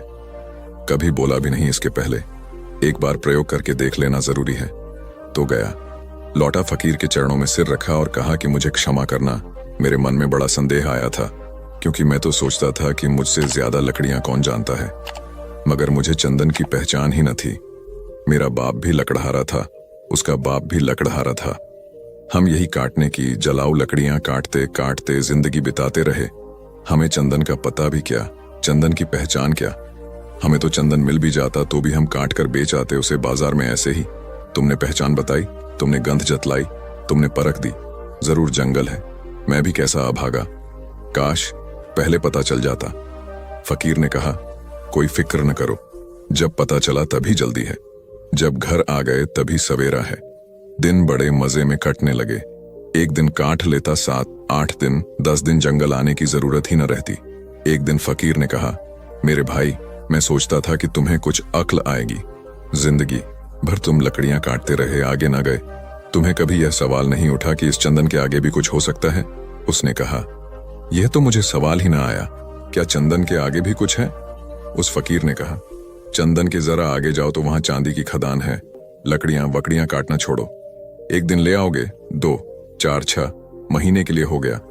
अब तो भरोसा आया था, भागा, संदेह भी ना उठाया। चांदी पर हाथ लग गए तो कहना ही क्या, चांदी ही चांदी थी। 4, 6 महीने नदारद हो जाता, एक दिन आ जाता, फिर नदारद हो जाता। लेकिन आदमी का मन ऐसा मूड है कि फिर भी उसे ख्याल ना आया कि और आगे कुछ हो सकता है। फकीर ने एक दिन कहा कि तुम कभी जागोगे कि नहीं, कि मुझी को तुम्हें जगाना पड़ेगा। आगे सोने की खदान है मूर्ख। तुझे खुद अपनी तरफ से सवाल, जिज्ञासा, मुमुक्षा कुछ नहीं उठती कि जरा और आगे देख लूं। अब 6 महीने मस्त पड़ा रहता है, घर में कुछ काम भी नहीं है, फुर्सत है, जरा जंगल में आगे देख कर देखूं, ये ख्याल में नहीं आता। उसने कहा कि मैं भी मंदभागी, मुझे ये ख्याल ही ना आया। मैं तो समझा चांदी, बस आखिरी बात हो गई, अब और क्या होगा। गरीब ने सोना तो कभी देखा न था, सुना था।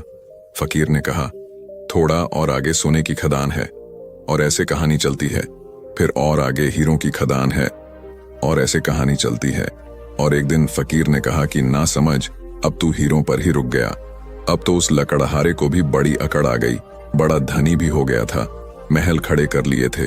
उसने कहा, अब छोड़ो, अब तुम मुझे परेशान न करो, अब हीरों के आगे क्या हो सकता है। उस फकीर ने कहा, हीरों के आगे मैं हूं।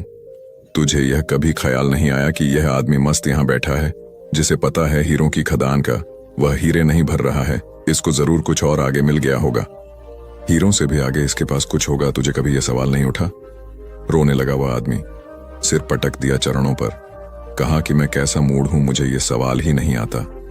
तुम जब बताते हो तब मुझे याद आता है, ये तो मेरे जन्मों जन्मों में नहीं आ सकता था ख्याल कि तुम्हारे पास हीरों से भी बड़ा कोई धन है। फकीर ने कहा, उसी धन का नाम ध्यान है। अब खूब तेरे पास धन है, अब धन की कोई जरूरत नहीं। अब जरा अपने भीतर की खदान खोद, जो सबसे कीमती है। एक आदमी को काम के सिलसिले में अपने गांव से शहर जाना था। चूंकि वह बेरोजगार था और गांव में उसे कोई काम उपलब्ध नहीं था, इसलिए उसने शहर जाकर काम ढूंढने का निश्चय किया। गांवों से शहर की यात्रा करने के लिए कोई साधन करने लायक पैसे भी उसके पास नहीं थे, इसलिए वह पैदल ही निकल पड़ा। मार्ग में घना जंगल था। उसे जंगली जानवरों से भय लगा, किंतु कोई चारा न देख वह जंगल में प्रवेश कर गया। कुछ आगे जाने पर अचानक एक पेड़ से एक बड़ा सा बंदर उसके सामने कूदा। आदमी भय के मारे जहां का तहां खड़ा रह गया। बंदर ने आदमी से उसके विषय में पूछा। इस पर आदमी ने अपनी पूरा व्यथा बंदर को सुनाई। तब बंदर ने उसकी हर प्रकार से मदद करने का आश्वासन दिया, किंतु यह शर्त रखी कि तुम मुझे एक क्षण भी बिना काम के मत रखना, अन्यथा मैं तुम्हें मार डालूंगा। आदमी ने उसकी शर्त मान ली। बंदर उस दिन से आदमी के सारे काम करने लगा। जब कोई काम नहीं होता तो आदमी उसे सीढ़ी लाने को कहता और उसे पर ऊपर नीचे चढ़ने उतरने का आदेश देता। इस प्रकार बंदर आदमी का गुलाम बन गया। उपर्युक्त कथा में बंदर मानव मस्तिष्क का प्रतीक है। यदि हम अपने मस्तिष्क को सदैव विभिन्न कार्यों में लगाए रखेंगे तो यह सदैव रचनात्मक ऊर्जा से भरा रहकर सकारात्मक परिणाम देगा, किंतु उसे निष्क्रिय रखते हुए कोई काम नहीं करेंगे तो वह ध्वंसात्मक प्रकृति का हो जाएगा। इसीलिए कहा गया है कि खाली दिमाग शैतान का घर होता है। सेठ धनीराम हमेशा पैसे कमाने में लगे रहते और परिवार पर पर्याप्त ध्यान नहीं दे पाते। उनकी पत्नी अपनी हवेली के सामने रहने वाले मजदूर मोहन के परिवार की कहुशी देखकर उन्हें उलाहना देती। तुम हमेशा काम में लगे रहते हो, तुम्हें न अपनी फिक्र है और न ही परिवार वालों की। मोहन के परिवार को देखो कितना खुशहाल है। यह सुनकर सेठ जी बोले, मोहन कभी 99 के फेर में नहीं पड़ा, वरना इसकी सारी हंसी और मस्ती चली जाती। सेठानी ने 99 के फेर का आशय पूछा तो सेठ जी ने समय आने पर उन्हें दिखाने का वायदा किया। एक रात सेठ जी ने रुपयों की एक पोटली मोहन के आंगन में चुपचाप फेंक दिया। सुबह मोहन की निगाह उस पर पड़ी। खोलने पर उसमें रुपए देख परिवार बहुत खुश हुआ।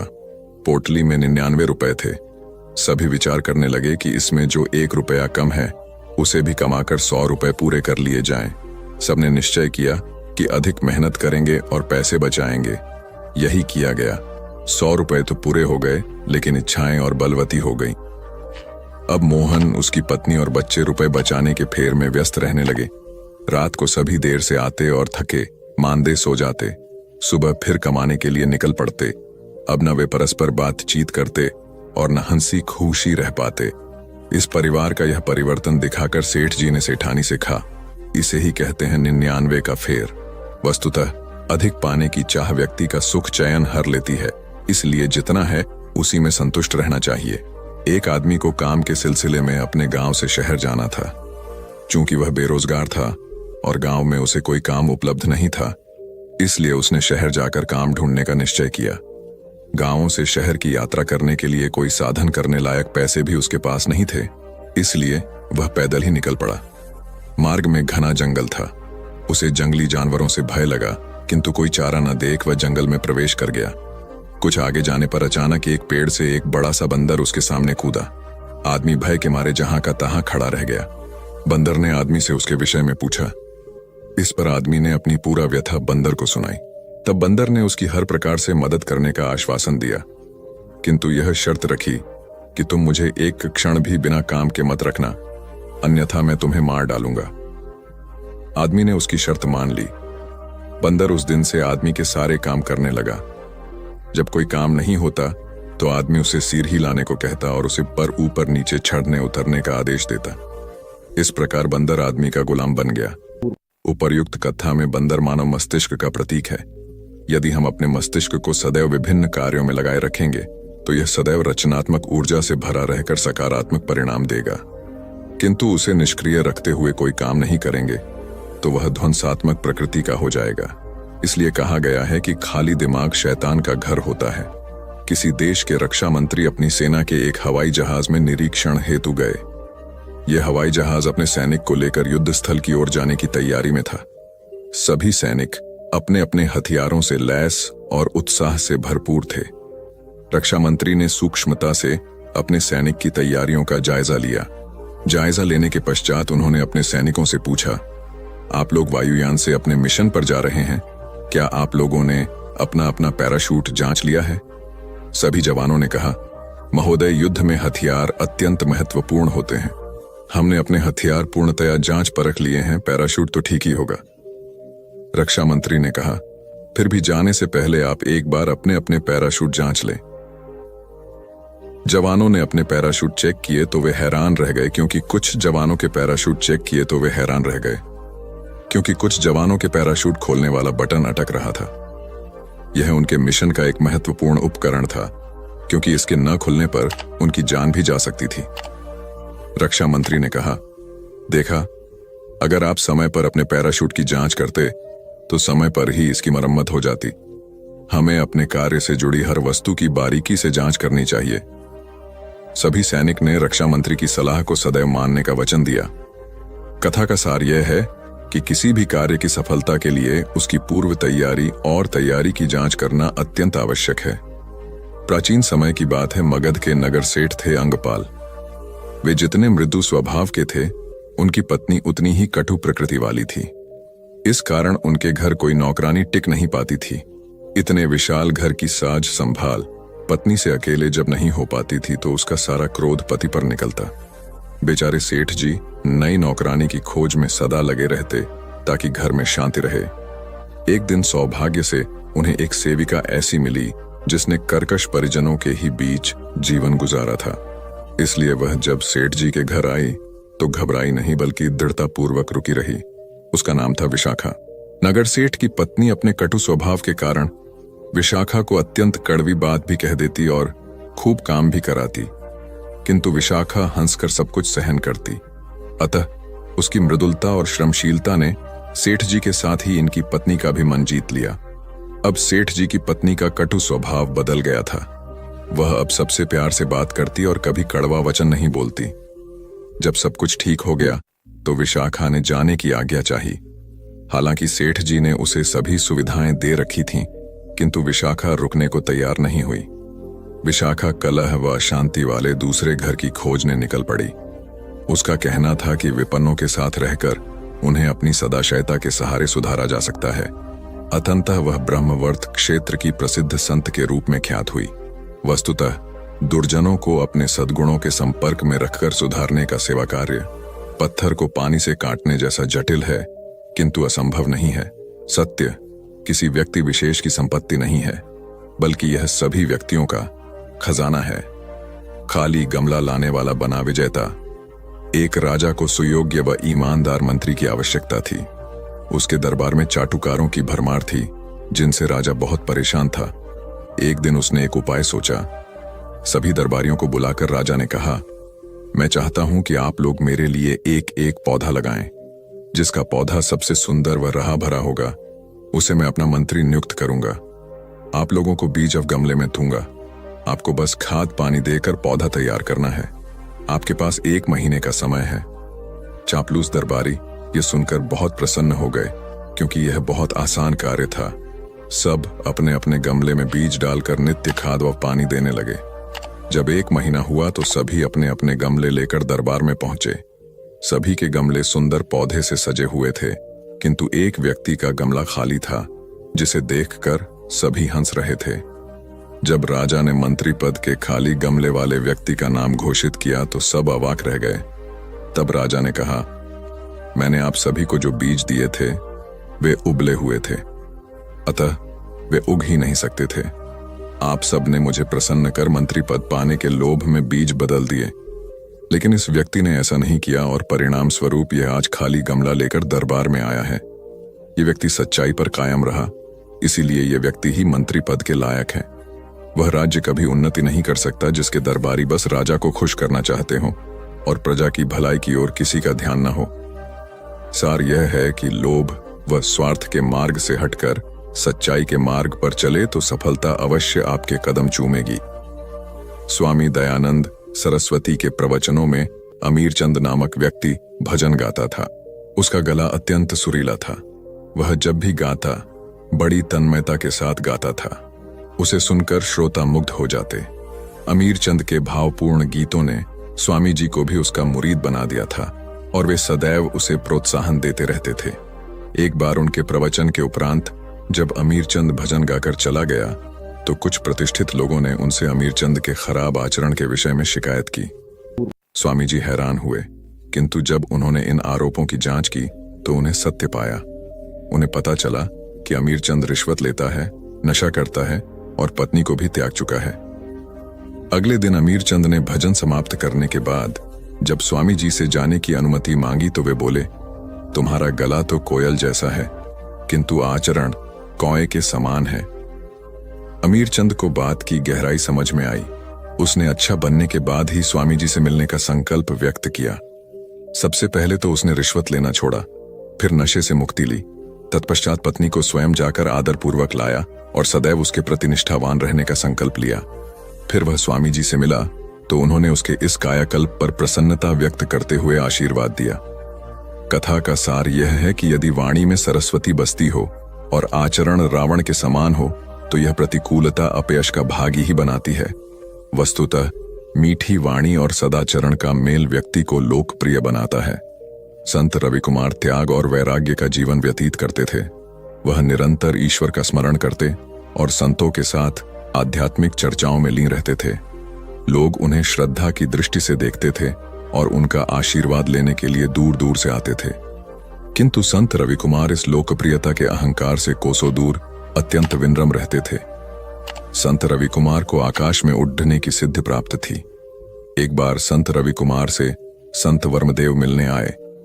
संत वर्मदेव के पास पानी के ऊपर चलने की शक्ति थी। संत वर्मदेव को नहीं पता था कि संत रविकुमार के पास आकाश में उड़ने की शक्ति है। अहंकारवश संत वर्मदेव ने संत रविकुमार को नीचा दिखाने की सोची।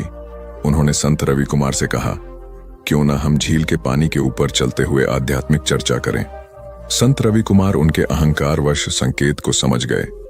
संत रविकुमार शांत भाव से बोले, आध्यात्मिक चर्चा अगर हम आज आकाश में भ्रमण करते हुए करें तो कैसा रहेगा। संत वर्मदेव समझ गए कि रविकुमार आकाश में उड़ने की शक्ति जानते हैं। संत वर्मदेव निरुत्तर हो गए। वर्मदेव जी, जो काम आप कर सकते हैं वो तो एक छोटी छोटी से मछली भी कर सकती है, और जो काम मैं कर सकता हूं वो तो एक छोटी सी मक्खी भी कर सकती है। लेकिन सत्य इस करिश्मेबाजी से कोसों दूर है। उसे तो विनम्र होकर खोजना पड़ता है। आपको और हमें जो शक्तियां प्राप्त हैं वह जन कल्याण के लिए हैं। इन शक्तियों का अहंकार करना उचित नहीं है। संत वर्मदेव ने हाथ जोड़कर माफी मांगी और अहंकार को त्याग कर जन कल्याण के लिए निकल पड़े। वस्तुतः मैं अथवा द्वैत के भाव का हम या अद्वैत भाव में विसर्जन ही ईश्वर की प्राप्ति का द्वार है। संत रविकुमार त्याग और वैराग्य का जीवन व्यतीत करते थे। वह निरंतर ईश्वर का स्मरण करते और संतों के साथ आध्यात्मिक चर्चाओं में लीन रहते थे। लोग उन्हें श्रद्धा की दृष्टि से देखते थे और उनका आशीर्वाद लेने के लिए दूर दूर से आते थे। किंतु संत रविकुमार इस लोकप्रियता के अहंकार से कोसों दूर अत्यंत विनम्र रहते थे। संत रविकुमार को आकाश में उड़ने की सिद्धि प्राप्त थी। एक बार संत रविकुमार से संत वर्मदेव मिलने आए। संत वर्मदेव के पास पानी के ऊपर चलने की शक्ति थी।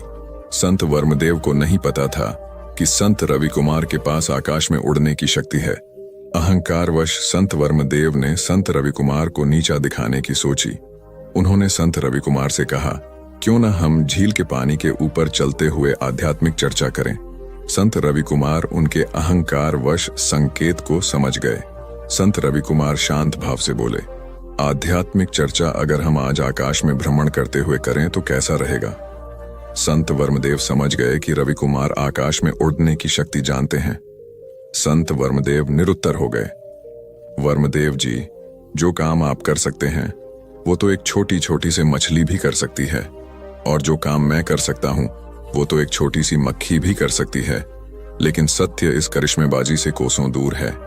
उसे तो विनम्र होकर खोजना पड़ता है। आपको और हमें जो शक्तियां प्राप्त हैं वह जन कल्याण के लिए हैं। इन शक्तियों का अहंकार करना उचित नहीं है। संत वर्मदेव ने हाथ जोड़कर माफी मांगी और अहंकार को त्याग कर जन कल्याण के लिए निकल पड़े। वस्तुतः मैं अथवा द्वैत के भाव का हम या अद्वैत भाव में विसर्जन ही ईश्वर की प्राप्ति का द्वार है। अपने कर्म से दिया मानवता की सेवा का संदेश महिला संत आंडाल पूजा में लीन थीं। तभी पास के गांव के लोग आए और सहायता का आग्रह करने लगे। उन्होंने कहा कि गांवों का मुखिया गंभीर रूप से बीमार है। सब जगह इलाज करवा लिया लेकिन फायदा नहीं हुआ। अब आप ही कुछ करके उसे बचा सकती हैं।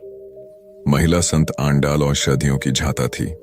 वह अपनी पूजा अधूरी छोड़कर अपने शिष्यों को साथ लेकर मुखिया की सहायता के लिए चल पड़ी। शिष्य जानते थे कि गांवों का मुखिया की सहायता के लिए चल पड़ी। शिष्य जानते थे कि गांवों का मुखिया की सहायता के लिए पड़ी। शिष्य जानते थे कि गांवों का मुखिया दुष्ट प्रवृत्ति का है और संत आंडाल का घोर विरोधी है। मुखिया के घर जाकर संत आंडाल ने मुखिया का निरीक्षण किया और फिर जड़ी बूटियों से दवाई तैयार करके दी। शिष्यों ने संत आंडाल के कहे अनुसार मुखिया को दवाई पिलाई, जिससे थोड़ी देर में उसकी तबीयत में सुधार हुआ। दवा देकर संत आंडाल अपने शिष्यों समेत आश्रम लौट गई। आश्रम में आकर एक शिष्य ने पूछा, माथे, आपने अपनी पूजा अधूरी छोड़कर उस दुष्ट मुखिया का इलाज क्यों किया? वह तो आपका कट्टर दुश्मन है। तब आंडाल बोली, पुत्र, जो आपका दुश्मन है या आपको दुश्मन मानता है, उसके सुख में भले ही आप नहीं जा सकते, परंतु उसके दुख में अवश्य उसका साथ दें। हो सकता है इससे दुश्मनी की खाई भर जाए। ईश्वर हर प्राणी में है, इसलिए प्राणी की सेवा ही ईश्वर की सेवा है। हमें ईश्वर सेवा का कोई भी मौका छोड़ना नहीं चाहिए। शिष्य यह सुनकर श्रद्धाभिभूत हो गए। सार यह है कि दुख में सबके काम आना चाहिए। इससे दुखी व पीड़ित व्यक्ति को दुख से लड़ने की ताकत मिलती है। जिज्ञासु ने समझे। पूर्णता के मायने एक बार कबीरदास जी के पास एक जिज्ञासु आया और पूछने लगा, महात्मन, मुझे गृहस्थ बनना चाहिए अथवा सन्यासी? कृपया मार्गदर्शन दें। कबीरदास ने कहा, जो भी बनो, आदर्श बनो। उसे अच्छी तरह से समझाने के लिए कबीर ने 2 घटनाएं दिखाई। उन्होंने अपनी पत्नी को बुलाया। वह दोपहर का समय था। फिर भी उन्होंने पत्नी से कहा कि मुझे दीपक जला कर दो, ताकि उसके प्रकाश में मैं अच्छी तरह कपड़ा बुन सकूं। पत्नी ने बिना कोई तर्क किए दीपक जला दिया और चली गई। इस घटना से कबीर ने जिज्ञासु को समझाया, यदि गृहस्थ बनना है तो परस्पर ऐसा दृढ़ विश्वास रखना कि दूसरे की इच्छा ही अपनी इच्छा हो। इसके बाद कबीर जिज्ञासु को लेकर एक पहाड़ी पर गए, जहां एक बुजुर्ग संत रहते थे। कबीर और जिज्ञासु ने संत को प्रणाम किया और उनके पास बैठ गए। कबीर ने संत से पूछा, बाबा जी, आपकी आयु कितनी है? संत ने कहा, 80 वर्ष। थोड़ी देर इधर उधर की चर्चा कर कबीर से फिर से संत से उनकी उम्र पूछी। संत बोले, 80 वर्ष। इस प्रकार थोड़े अंतराल के पश्चात कबीर ने कई बार संत से उनकी आयु पूछी और संत ने हर बार बड़े प्यार से उन्हें बताया, 80 वर्ष। इसके बाद कबीर जिज्ञासु को लेकर पहाड़ी से नीचे उतरने लगे। थोड़ा सा नीचे उतरने पर कबीर ने संत को आवाज लगाई, महात्मन जरा सुनेंगे। संत कबीर के पास नीचे उतर कर आए और पूछा, क्या बात है बेटा? कबीर ने हाथ जोड़कर कहा, महात्मन, मैं आपसे आपकी उम्र पूछना चाहता था। संत ने मुस्कुराते हुए कहा, 80 वर्ष। तब कबीर ने जिज्ञासु से कहा, जिज्ञासु भाई, यदि संत बनना है तो इस तरह धैर्यवान व क्षमाशील बनना। वस्तुतः हम जहां जिस भूमिका में रहें उसके अनुकूल बनकर रहने से ही पूर्णता आती है। अतः जो बने आदर्श बने। कथा सिद्धार्थ के जीवन के उस दौर की है जब वे बुद्धत्व को प्राप्त नहीं हुए थे और निरंजना नदी के तटीय वनों में वृक्ष के नीचे ध्यान करते थे। सिद्धार्थ प्रतिदिन ध्यान करने के बाद पास के किसी गांवों में चले जाते और भिक्षा मांगकर लौट आते। कुछ दिनों बाद उन्होंने भिक्षाटन पर भी जाना बंद कर दिया, क्योंकि एक गांव के प्रधान की छोटी बेटी सुजाता उनके लिए नित्य भोजन लाने लगी। कुछ दिनों के बाद उसी गांव का एक चरवाहा भी सिद्धार्थ से प्रभावित होकर उनके पास आने लगा। उसका नाम स्वस्थी था। एक दिन स्वस्थी से सिद्धार्थ बातें कर रहे थे कि सुजाता भोजन लेकर आई। जैसे ही सिद्धार्थ ने भोजन करना शुरू किया, उन्होंने बातचीत बंद कर दी। स्वस्थी ने बात करने की कोशिश की तो सिद्धार्थ ने इशारे से उसे चुप करा दिया। जितनी देर तक वे भोजन करते रहे बिल्कुल चुप रहे, स्वस्थी को हैरानी हुई। उसने सिद्धार्थ से भोजन करने के उपरांत पूछा, गुरुदेव, आप मेरे आने के बाद निरंतर वार्तालाप करते रहे, किंतु भोजन के दौरान एक शब्द भी नहीं बोले। मैं तो भोजन करते करते भी बातें कर लेता हूं, आपने तो मुझे भी इशारे से चुप करा दिया। इसका क्या कारण है? सिद्धार्थ बोले, भोजन का निर्माण बड़ी कठिनाई से होता है। किसान पहले बीज बोता है, फिर पौधों की रखवाली करता है और तब कहीं जाकर पैदा होता है। फिर घर की महिलाएं बड़े जतन से उसे खाने योग्य बनाती हैं। इतनी कठिनाई से तैयार भोजन का पूरा आनंद तभी संभव है जब हम पूर्णतः मौन हों। यदि हम भोजन को पूर्ण शांति से मौन रहकर अच्छी तरह से चबा चबा कर खाएंगे तो यह आसानी से पचेगा, जिससे पेट कभी खराब नहीं होगा। मौन रहकर भोजन करने से भोजन का श्वास नली में जाने का खतरा भी नहीं रहता। अतः भोजन के दौरान मैं मौन रहकर उसका पूरा आनंद लेता हूं। वस्तुतः शांति से किया गया भोजन न केवल शारीरिक भूख तृप्त करता है, बल्कि मानसिक आनंद और सात्विक ऊर्जा भी देता है। कबीर अपने स्टिक दोहों और पैनी साखियों के कारण धीरे धीरे सिद्ध पुरुष के रूप में ख्याति पाने लगे थे। वे जुलाहे का काम करते थे, सत्य को सीधे सपाट ढंग से कह देना, और वह भी निर्भीकता के साथ। ये कबीर ही थे जिनका इतना साहस था, इसलिए आम जनता के लिए वे श्रद्धा का केंद्र बन चुके थे। इतनी प्रसिद्धि पाने के बाद भी कबीर ने अपना पैतृक व्यवसाय नहीं छोड़ा। वे प्रतिदिन कपड़ा बुनते थे और साथ साथ जनसंपर्क व भजनादि का कार्य भी करते रहते थे। कबीर के कुछ शिष्यों को यह ठीक नहीं लगता था, अतः एक दिन उनमें से एक ने कबीर से पूछा, गुरुदेव, जब आप साधारण मनुष्य थे तब कपड़ा बुनते थे तो ठीक बात थी, किंतु अब आप इतने विख्यात हो गए हैं, जीवन निर्वाह में भी कोई कमी नहीं है, फिर भी आप कपड़ा क्यों बुनते हैं? आपको यह शोभा नहीं देता। उसकी बात सुनकर कबीर मुस्कुराते हुए सहजता से बोले, बेटा, पहले मैं मात्र अपने पेट का पालन करने के लिए कपड़ा बनता था, किंतु अब मैं जन जन में समाये हुए भगवान के तन को ढकने के लिए पूर्ण मनोयोग से कपड़ा बनता हूं। कार्य वही कर रहा हूं, किंतु मेरा दृष्टिकोण बदल गया है।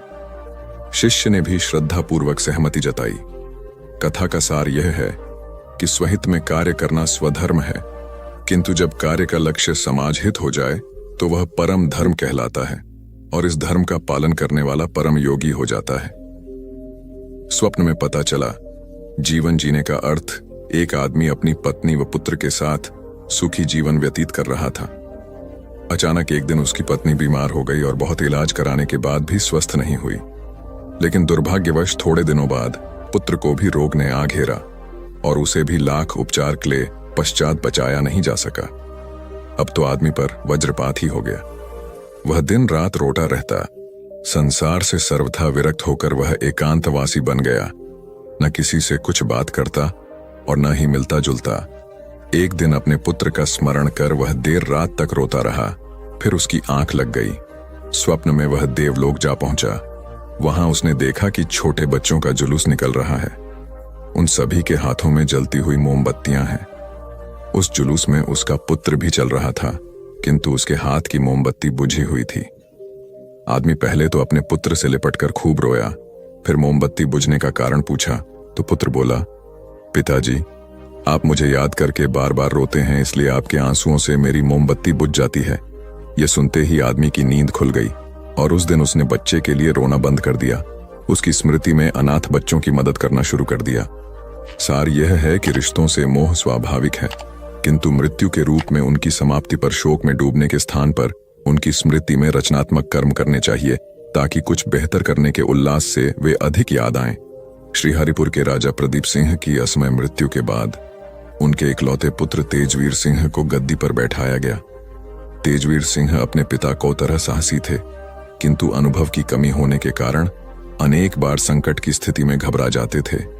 ऐसे में राजमाता उन्हें हिम्मत देती और उचित मार्गदर्शन द्वारा संकट से उबारती। पड़ोसी राज्य गंगापुर के राजा भीम सिंह की निगाह श्रीहरिपुर पर थी। आखिर एक दिन भीम सिंह ने श्रीहरिपुर पर आक्रमण कर ही दिया। दोनों राज्यों की सेनाओं में घमासान युद्ध होने लगा। भीम सिंह को सेना बड़ी थी। अब तक राजा प्रदीप सिंह सेना छोटी होने के बावजूद अपने साहस और हौसले से सेना का मनोबल ऊंचा रख जीतते आए थे, किंतु तेजवीर सिंह इसे कायम नहीं रख पाए। 2 ही दिन में भीम सिंह ने 4 मील हिस्से पर अधिकार कर लिया। राजमाता ने तेजवीर सिंह को बुलाकर उससे पराजय का कारण पूछा। तेजवीर सिंह ने बताया कि हमारी सेना भीम सिंह की सेना से छोटी है और यही पराजय का कारण है। जब राजमाता ने तेजवीर सिंह के मुख से छोटी सेना के कारण पराजित होने की बात सुनी तो उन्होंने मन ही मन कुछ तय किया। जब रात को तेजवीर सिंह सोने से पहले उन्हें प्रणाम करने आए तो उन्होंने देखा कि राजमाता 6 पतली लकड़ियों के गट्ठर से फर्श पर पड़े लोहे के बड़े टुकड़े को तोड़ने का प्रयास कर रही हैं। तेजवीर ने उनसे कहा, मां, 6,000 लकड़ियां मिलकर भी इस मजबूत लोहे को नहीं तोड़ सकती। तब राजमाता बोली, सही कहा, संख्या से मजबूती को पराजित नहीं किया जा सकता। इसी प्रकार हमारे वीर सैनिक और तुम लोहे की तरह मजबूत हो। दुश्मन की अधिक सैनिक संख्या इसी मजबूती के सामने घुटने टेकेगी। तेजबीर ने मां की बातों से प्रेरणा ग्रहण कर अगले ही दिन युद्ध में विजय हासिल की। सार यह है कि दृढ़ मनोबल से हारी हुई जंग में भी फतह हासिल की जा सकती है। दृढ़ मनोबल हो तो किसी भी मुश्किल परिस्थिति का सामना आसानी से किया जा सकता है। इसलिए प्रतिकूलताओं में भी मनोबल ऊंचा बनाए रखें। विजयगढ़ के राजा भानु प्रताप सिंह बहुत दयालु और परोपकारी थे। एक वर्ष उनके राज्य के कुछ इलाकों में बारिश नहीं हुई, जिसके कारण कुछ गांवों में अकाल की स्थिति उत्पन्न हो गई। राजा को अपने मंत्रियों एवं अधिकारियों से स्थिति का पता चला। राजा ने तत्काल अकाल पीड़ित गांवों में सहायता पहुंचाने का आदेश जारी किया। मंत्रियों ने तुरंत अनाज, धन व दवाइयां सभी अकाल पीड़ित गांवों के मुखियाओं तक पहुंचाई, ताकि वह पीड़ितों की सहायता कर सकें। कुछ गांवों के मुखिया बहुत ही भ्रष्ट थे। उन्होंने राजा द्वारा पहुंचाई गई सहायता सामग्री खुद जब्त कर ली तथा कुछ अपने चापलूसों में बांट दी। राजा के कुछ मंत्री व अधिकारी भी इन मुखियाओं से मिले हुए थे और उन्होंने भी राहत सामग्री से अपने घर भरे। आम आदमी अगर मुखिया के पास आकर राहत की मांग करता तो उसे यह कहकर भगा दिया जाता कि अभी राजा की तरफ से सहायता नहीं मिली है। अगर कोई आम आदमी राजा के पास शिकायत लेकर जाने की कोशिश करता तो भ्रष्ट मंत्री व अधिकारी उसे राजा के पास पहुंचने ही नहीं देते थे। कुल मिलाकर पूरा भ्रष्टाचार का जाल फैला हुआ था। राजा अपनी तरफ से आम लोगों के लिए सहायता भेजता था, लेकिन भ्रष्टाचार की वजह से वह आम आदमी तक पहुंच नहीं पाती थी और भ्रष्ट मंत्रियों व अधिकारियों की वजह से आम आदमी की पहुंच राजा तक नहीं हो पाती थी। इन्हीं गांवों में से एक गांव में राम सिंह नाम का एक किसान रहता था। उसकी बीवी और बच्चा बीमार थे। वह अपने गांव के मुखिया के पास गया और सहायता की मांग की, किंतु मुखिया ने उसे धमकाकर भगा दिया। बीवी और बच्चा भूख व बीमारी से मर गए। राम सिंह बदले की भावना से डाकू बन गया। पूरे राज्य में एक खतरनाक डाकू के रूप में उसका आतंक हो गया। एक दिन राजा की सेना ने उसे पकड़ लिया और राजा के सामने पेश किया। राजा ने उससे डाकू बनने का कारण पूछा। राम सिंह ने राजा से कहा, महाराज, अगर आपके द्वारा भेजी गई सहायता मुझे समय पर मिल गई होती तो आज मेरी बीवी और बच्चा जीवित होते और मैं आज भी एक आम किसान होता। लेकिन गांव का मुखिया सारी सहायता सामग्री खुद हड़प गया। राम सिंह की बातें सुनकर राजा को बहुत दुख हुआ और उसने स्वयं सारे मामले की जांच पड़ताल करने का फैसला किया। राजा ने अपनी जांच में कई भ्रष्ट मंत्रियों और गांव के मुखियाओं का पर्दाफाश किया और उन्हें जेल में डाल दिया। वस्तुतः संकटग्रस्त लोगों की सहायता करना पुण्य कार्य है। सहायता वास्तविक व्यक्तियों तक पहुंचना बहुत जरूरी है।